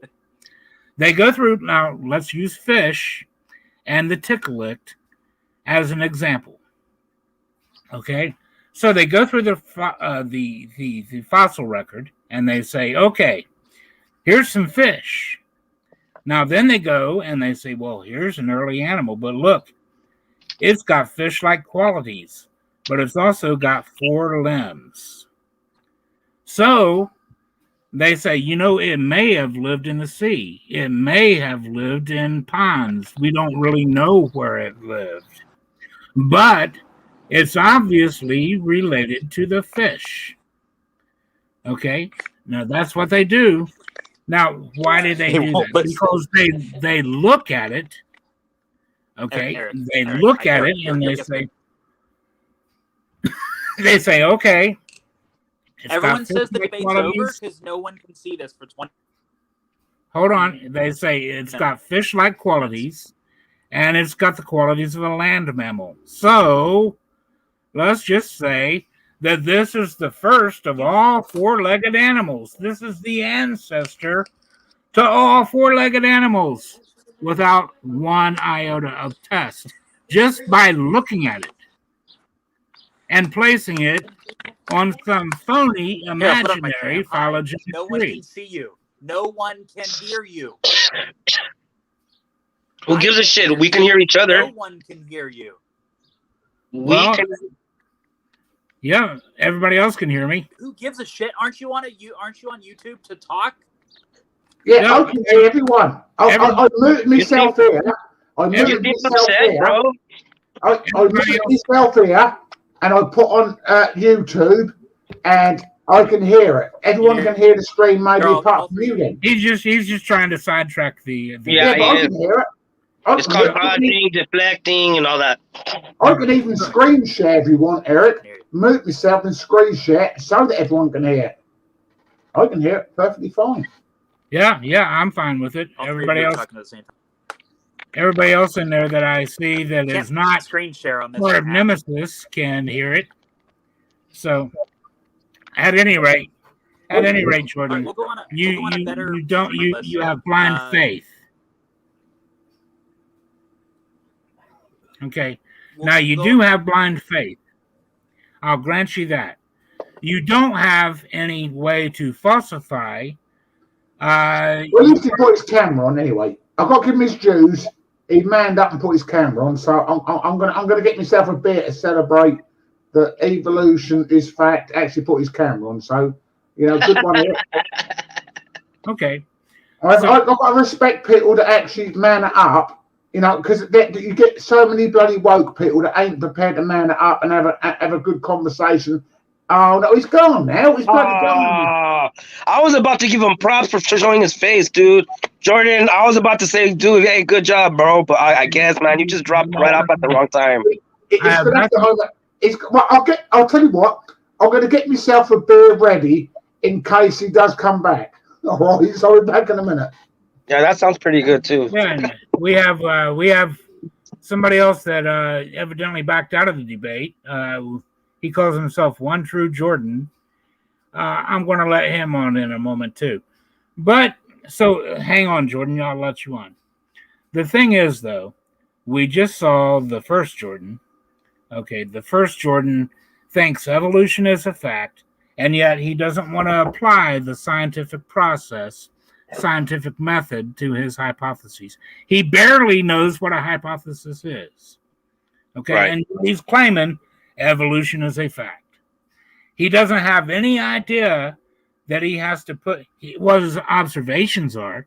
He doesn't have any idea that his observations are A, fish existed in the fossil record, and B, so did the ticklet. And that's it. Yeah, and then he doesn't have any idea that his hypothesis was then therefore that the ticklet was descended from fish. And then he has absolutely no idea that they didn't test that at all. It's all based 100% on morphology. And then he has no idea that they did absolutely nothing to test it. They just threw it on a phylogenetic tree, pure imagination, and claimed it's a fact. You know what, Eric? I'm willing to bet that he's seen some animations. He's seen some cartoons growing up in school and like throughout, especially in junior high, they slam you hard with all that stuff. So he probably seen like a good, 2 to 3 years of that. And so right now, it doesn't matter how much you want, even if he was to say it himself, his mind is playing back this commercial, this propaganda, this indoctrination, and he just can't accept that it's imaginary, and his only way to deal with it is just outright rejecting it and by calling it a fact. It's just a fact. But he can't accept that that's actually just imaginary. All of that was imaginary. What he said, I get it. One stone has a fish, one stone has a roach. I get it. Okay, but the inside where he's like it evolved from there to there. If you were to find like 20,000 stones and each one is stage 1, stage 2, stage 3, stage 4, stage 5, stage 6, stage 7, even then there's no DNA. Yeah, you see, that's the problem. Evolutionists don't understand the scientific process. They don't understand scientific methodology. They don't understand. See, they'll apply it towards God. Well, you can't test for God. Well, why aren't you testing for what you believe, dude? Why do you believe? At least my faith isn't blind. My faith is based on my own personal experiences with God, along with the Word of God. Okay, so my faith isn't blind at all. But his faith is blind, and he doesn't even realize it. He's not willing to do the same thing he would demand of me if I was trying. Oh, you froze again. You actually have frozen there, Eric. Yeah. It's a nice pose. We can't hear you, I'm afraid, bro. That is actually a good part. Man, you need to screenshot that quick. Oh, you unfroze. I was going to screenshot your freezing pose. That would have been good for a meme. Yeah. I would have made a good thing out of that one, Eric. Yeah, so we've got it looks like Jordan just left. I was just about to let somebody on, Jordan, and I suspect that this was another Jordan, the one that challenged me to debate on Michael Toon's channel. And then Michael Toon had to come up with another debater when I accepted. So if you're out there, Jordan, and you went back on here, just pop back in. We'll let you on. I promise you. And to the other Jordan that was just on here, I give you props for coming on. I give you props for, presenting yourself and presenting your argument. And I'm going to give you more props if you'll examine what I told you scientifically. Don't do it because I'm Eric, wolf-bitten. Don't do it because, I'm older than you. But do it because that's what science is. Look at what I told you. Examine. Ask yourself, why are they saying the ticklet is descended from fish? And what are they? Are they basing it on more than a guess? Are they basing it on more than a look? More than morphology? Do they have any proof? And if not, why are they saying evolution is a fact? You see, that's the thing. I think he came on here talking about how, earlier we were talking about how people are indoctrinated. And that's true. People are indoctrinated. Our children today are indoctrinated from the time they're old enough to watch TV and all the way through school. They're indoctrinated that the theory of evolution is a fact. And they don't realize it. They don't realize that they need to question authority. They don't realize they need to put their feet to the fire and ask, why are they saying evolution is a fact? Why are they saying the ticklet is descended from the fish? What is their proof? Is it more than how it looks? No, it's not. Just like any fossil that you point out. I'm going to give you an example. Aaron Ra, everybody knows who Aaron Ra is. And for 8 years, guys, I think it's been 8 years, I've been trying to get that man to debate me. Oh, hang on. Do you know what? Isn't it amazing you just said that? I spoke to Aaron Ra's best friend Peter from Germany the other day on Andy's Hangout, and we could actually arrange it. Well, good. I'll tell you what. Providence. Is that not Providence? Yeah, that is Providence. I spoke to Peter last night on Andy's Hangout. Peter is a very good friend of Aaron Ra, does all these OBS stream working and stuff. And he said, well, do you want to have a conversation with Aaron Ra? And I said, well, maybe, blah, blah, blah. But now you've mentioned that, when Peter pops on again, because he goes on Andy's streams quite a lot, I say, I've got a good brother, Eric, and he just wants to have a good conversation with Aaron Ra. We could do that one. We could do that. That's awesome. But isn't it God's providence that literally you said that, and literally last night I spoke to a close friend of Aaron Ra? That is Providence, brother. Yeah. You see, Aaron Ra knew me from Facebook groups. And then when he actually, we talked a couple of times, and he didn't want to have that conversation in front of people. And I can understand why.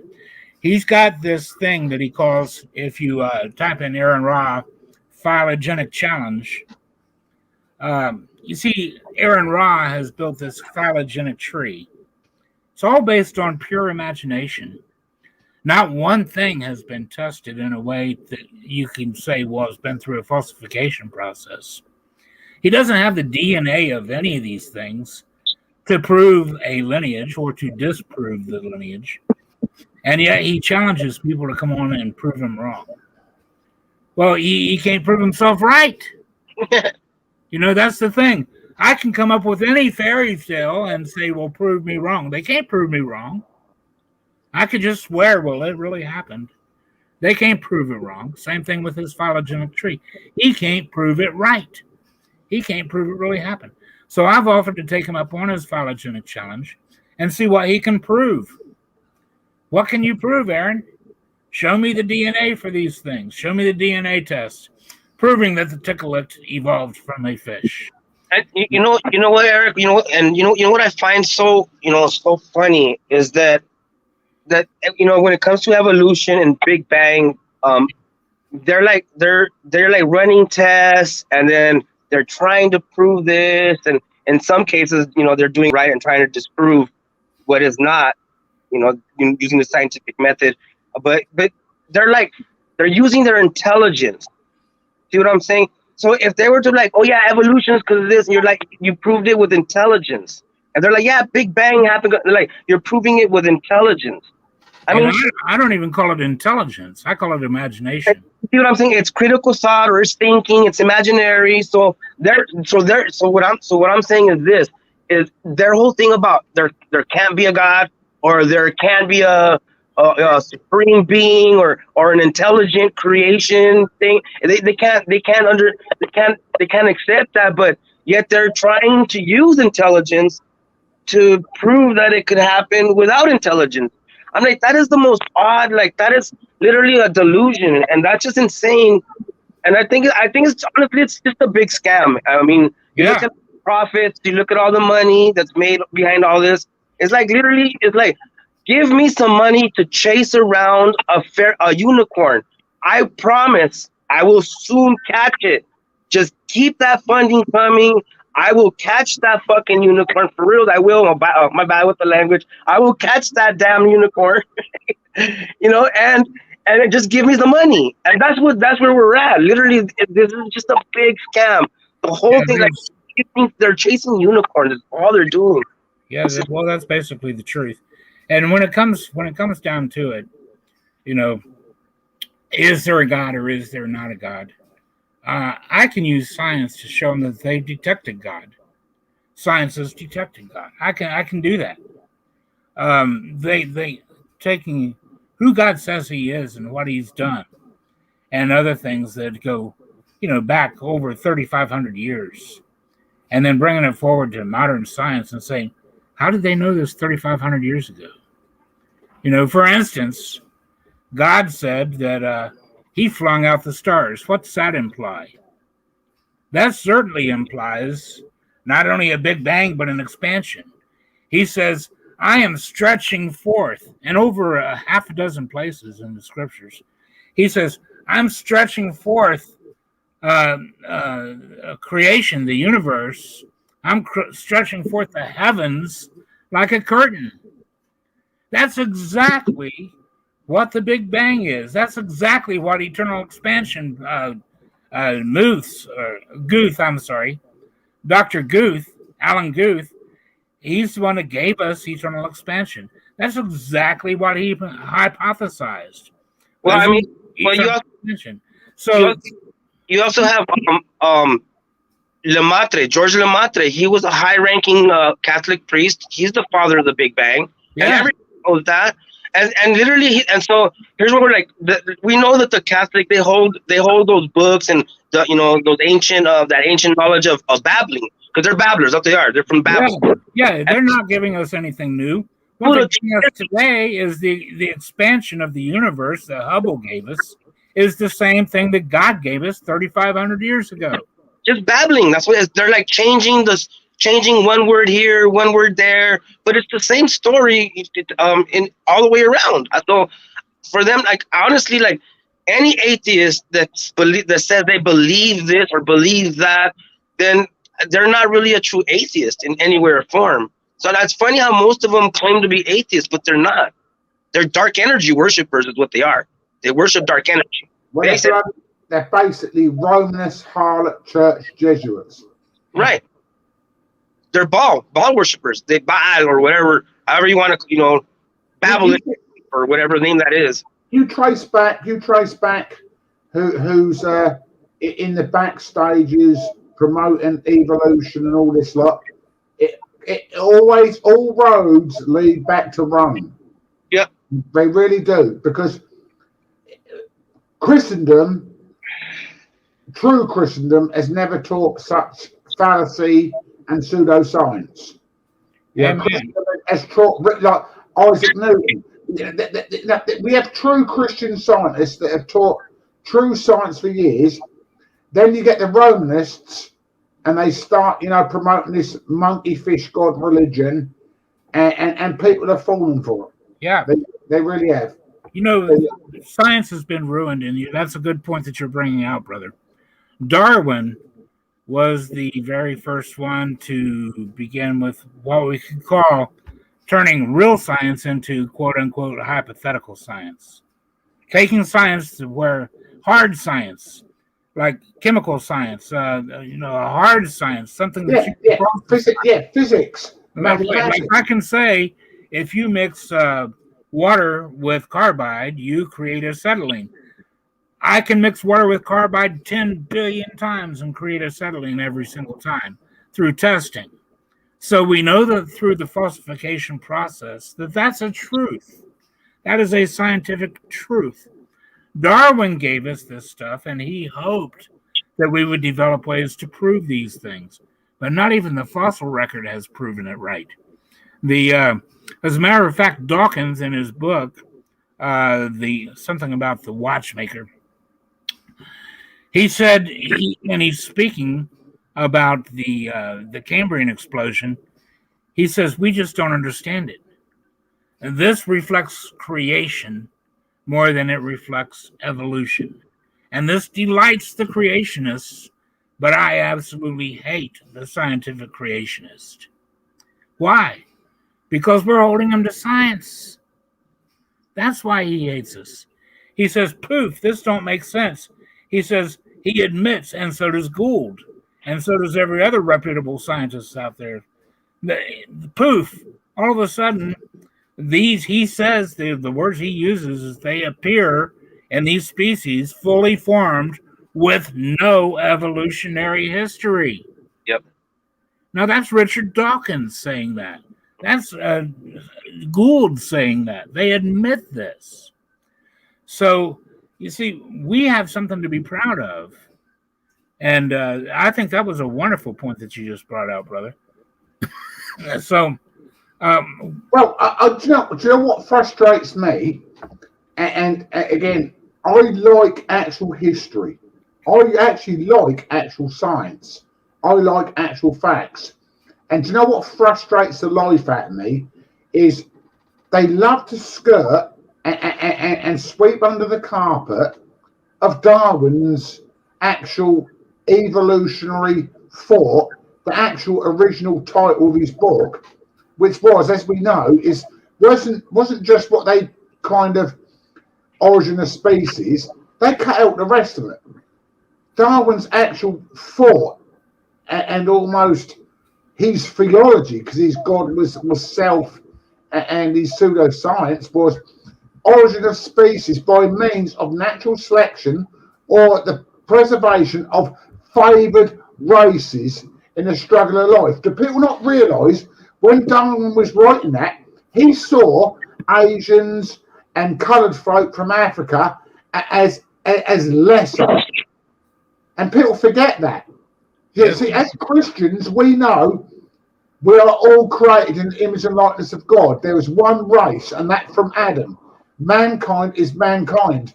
But evolution, these people don't realise, no, in evolution, you have white man superior, Asians, then black people next, who are like almost amoebas. They're like semi-monkeys. This is evolution. yes. People want to fall for that. Okay, you fall for that if you want. But let the truth be known. That is the essence, that is the heart, and that is the fact, or the hypothesis of Darwin's theory. That you people, if you have a coloured distinction, your pigment is different, you are lesser. You are lesser than him who was a white. He was an actual white supremacist. He was mentally ill. He was actually trained as a reverend. His daughter died. He went mentally ill, and he wanted to rage against God. And what better way to rage against God than to try and disprove him and say we came from plankton and that coloured folk are lesser. See, there's the real facts. Facts. No hypothesis there. Facts. And I love facts. And for your critics out there, brother, what's the title of his book? It's not just Origin of Species. No, it's not. No, again, it's not just. It is by means of natural selection or the preservation of favoured races, i.e. white people, in the struggle for life. Amen. Amen. So if people want to believe evolution, okay. You want to believe that your darker pigmented brothers are lesser and they're monkeys and apes, you carry on going down that road of evolution rubbish. But as for me and my house, and as for anyone who has a critical mind, isn't brainwashed, hasn't sucked on the fluoride so much, I'm going to stick to what an actual account in the Bible says, that we are of one blood, of one race, created in the image and likeness of God. We are unique and we are mankind, all equal, regardless of shape, IQ, and pigmentation of skin. So I will keep stuff your racist evolution, stuff your nutty evolution.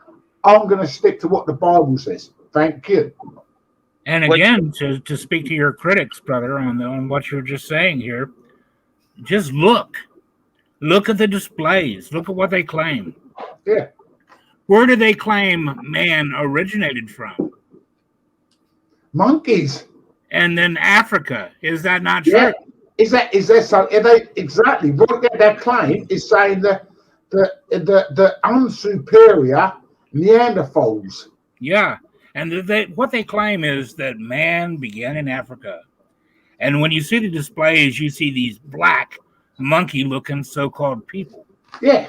And then they eventually evolve until they evolve into other races. And then who's the crowning achievement? The white man. Exactly. Look at all of their displays, brother.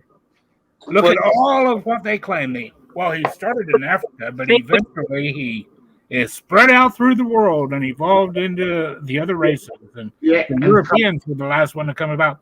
So we are, just like you said, in practice and theory, the favored race. Yeah. So it ties into eugenics. It ties into superior race. It ties into Nazism. It ties into all these wicked philosophies. Because that's all it is. There's no fact. All these wicked philosophies, they all tie in absolutely wonderful to evolution. And again, you know the story of, let me the story of the Aboriginals, don't you? Eric, let's go look. Here's something we need to take into consideration is the fact that this is all actually coming from the central bankers that have been around since the very beginning. These guys are the bankers that started the Vatican, and they have, the Vatican Bank has so much stuff that is banked there, and so we in our thoughts we see banking as a dollar bill or maybe a piece of gold, but your audio again is messing up really, really bad, Simon.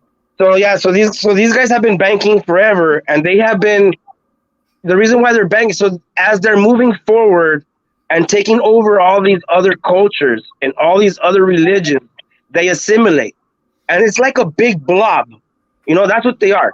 They're like a blob, and they as they move forward in time, they just like take over all the other religions, and they just add their crap in, and then they let them worship it underneath. Like for instance, in Mexico, the Guadalupe, Virgen Guadalupe, she's actually a cadaver. She's not actually a saint with a skin on her. She was actually, Santa Muerte. And so what the Catholic Church told them, you guys could keep your ritual.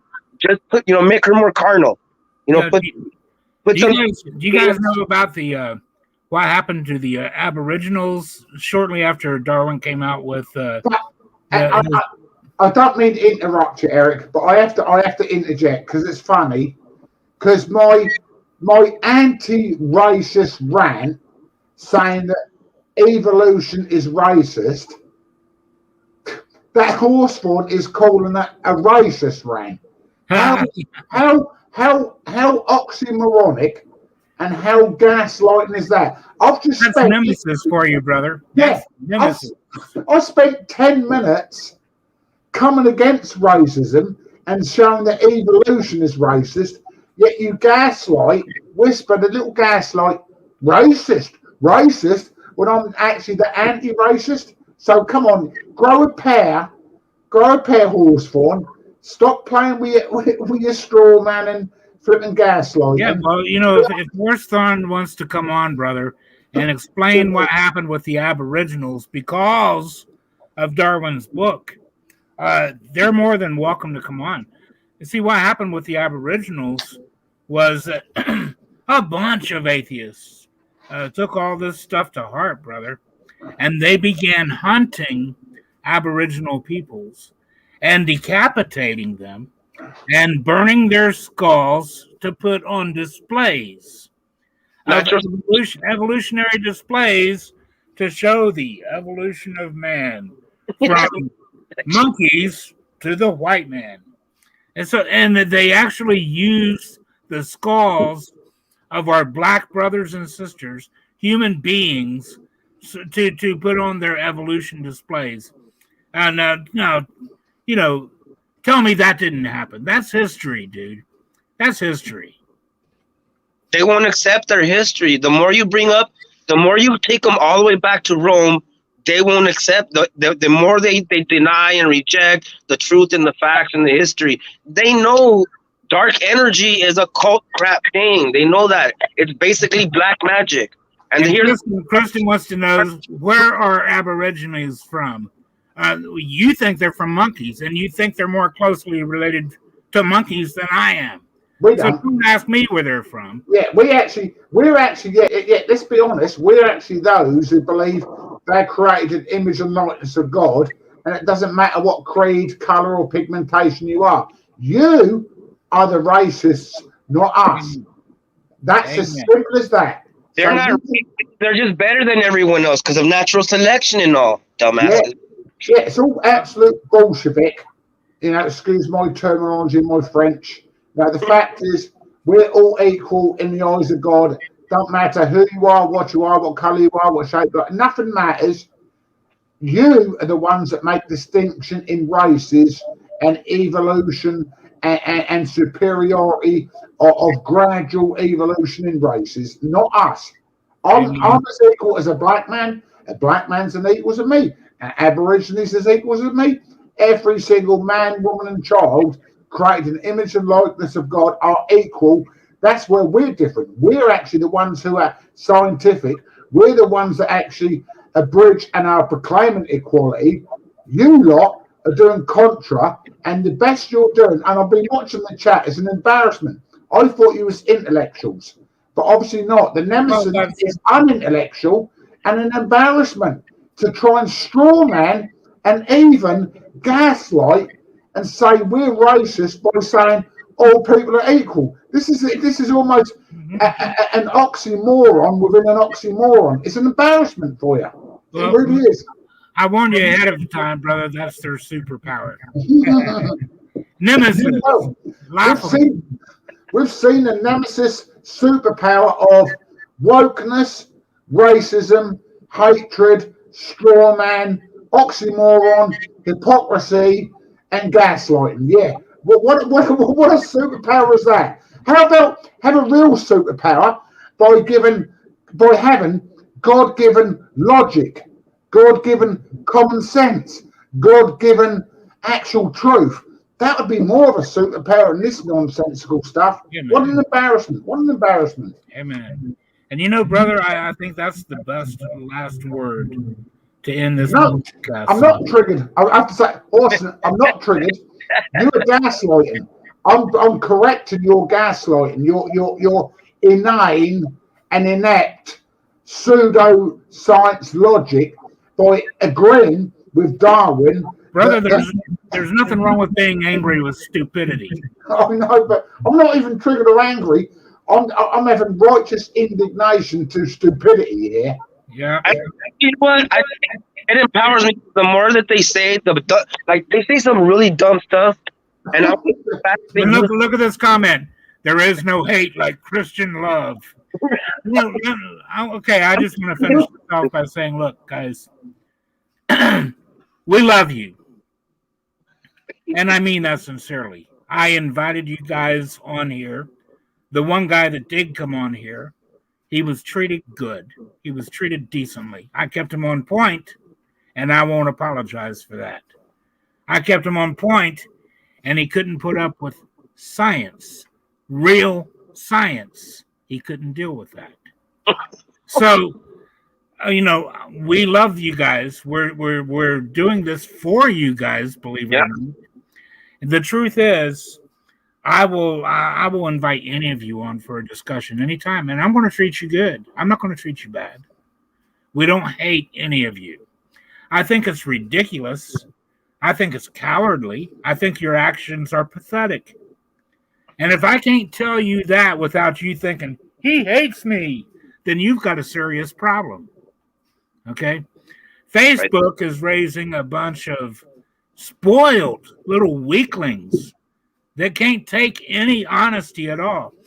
The people that I've appreciated most, that had the biggest influence in my life, were the ones that were honest with me. My platoon sergeant, a lot of people hated him. He was one bad, yes. He was one mean, yes. He was, but I loved the man. He made me a better man. He told me the truth, and he looked out for me to try to keep me alive on the battlefield.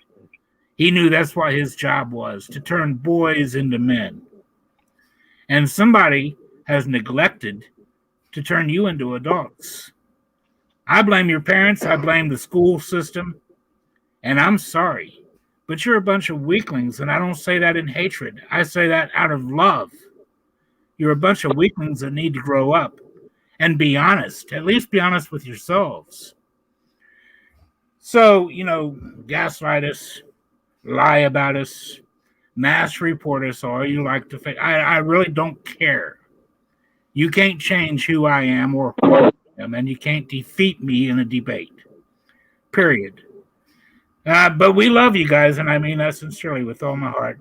And Brother Cuthbert, I'm going to give you, I said I'd give you the last word, and then I read on my little thing. Go ahead and say goodbye as my guest host, and I really appreciate having you on. Simon, I appreciate having you on. Thank you, my friend. Thank you. We don't agree on everything, but I love you, brother. Likewise, sir. And Bill, please close us out, my friend. Anyway, with closing thoughts, I have to just state the blatant obvious that the actual truth is that we are all created in the image and likeness of God. We are all equal. There's no respecter of persons with me. I don't care who you are, what colour you are. We are in the image and likeness of God. I would love those evolutionists to believe this truth, but it's up to them.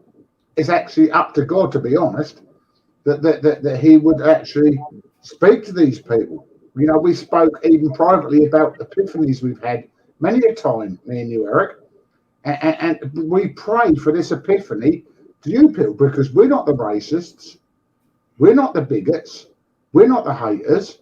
We actually desire and would be in great joy, like the heavens rejoice over one sinner that repenteth, changes his mind and comes to Christ. We'd rejoice along with the angels. This is what we want. We're not soul murderers. We are those who proclaim the Saviour, Jesus Christ, who loves you all equally. He literally does. The word declares, for God so loved the world, didn't hate the world. No, for God so loved the world that he gave his only begotten Son, that whosoever, that's an important word, that's pas in the Koine Greek. That means all, any, whosoever, from whatever creed, whatever nationality, whatever sex, what orientation. God is not a respecter of persons. If you are there and you can evade yourself and humble yourself before the living God, you can be saved like that. This is what we proclaim. We're not anti-atheist, though we don't want you to be atheist. We're not anti-evolution, though we think you're an error. We are actually pro-human, pro-humanitarianism, pro-good, pro-love. We're all the pros in this. We're not the antis. And though society might want to turn it upside down and make us into haters and bigots, we are really not. We love you. And we are desirous, as God is, that you would be saved, because God desires not a single soul be lost. This is why me, Eric, and others do this. Yes, we like science, we like logic, we like to debate, we like conversation, but the end game is we love you. You don't need to censor love. Stop censoring love. Stop stifling debate and conversation, because there's no way we can have fellowship. There's no way we can get to know one another if there's all this stupidity going on and censorship. But I can tell you the truth, that Jesus does actually love you, whether you think he's a fairy tale or not. Darwin doesn't love you. He doesn't care about you. He wrote a book, and the book was full of errors and actually racism. But we love you, and the book we read and the God we serve, who did theonously breath that word, the scriptures, loves you dearly. So much so that he died for all your sins, all your errors. This according to the scriptures, that he was buried and he rose again in resurrection power. And this according to the scriptures, so that you personally can be saved. You can have a personal relationship with the creator of the universe. What an absolute mind-blowing truth that is. It's not pseudo science. It's not pseudo this or pseudo that. This is actual fact. And if you actually peradventured and you took a leap of faith, you even asked God to save you. You even asked God to reveal himself here. I tell you, he might not do it by lightnings and thunderings and epiphanies, but he may do. But I peradventure he would most probably incline you to someone who's beloved in Christ, who's a Christian, and they will speak to you, they will counsel you, they will give you the truth. And it is a truth that makes free. I am free from any bondages and shackles of pseudoscience and illogic and nuttiness in this world, because I'm no longer of this world. I'm of Christ.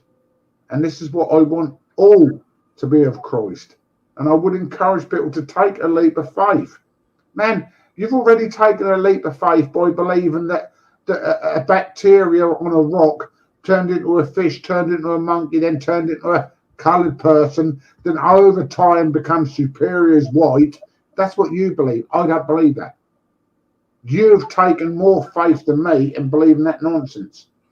All I've done is just logically seen the wonderments of creation and seen the stars, the galaxies, and all there is, and that didn't happen by happenstance. You know, a violin won't produce itself out of a piece of wood. It has to be created.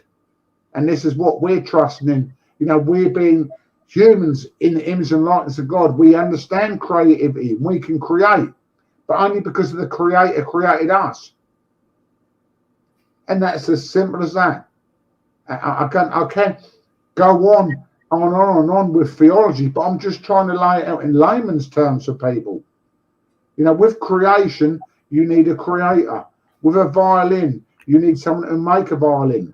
With a PC, you need technology and a creator behind that PC. With a car, you needed someone to create a creative insight in there to invent these things. These don't just happen by happenstance. You could have rubber, you could have brass, iron, steel, and leather, and you could lay it all together, these actual minerals, etc., on a table, and it don't matter how many trillion, billion, killion, million years, whatever one you want to make up, that's not going to turn into a Model T Ford. But that's what happened 100 years ago, that the Creator, having given us as his creation, that creativity over time did make the Model T Ford. And we've advanced since then.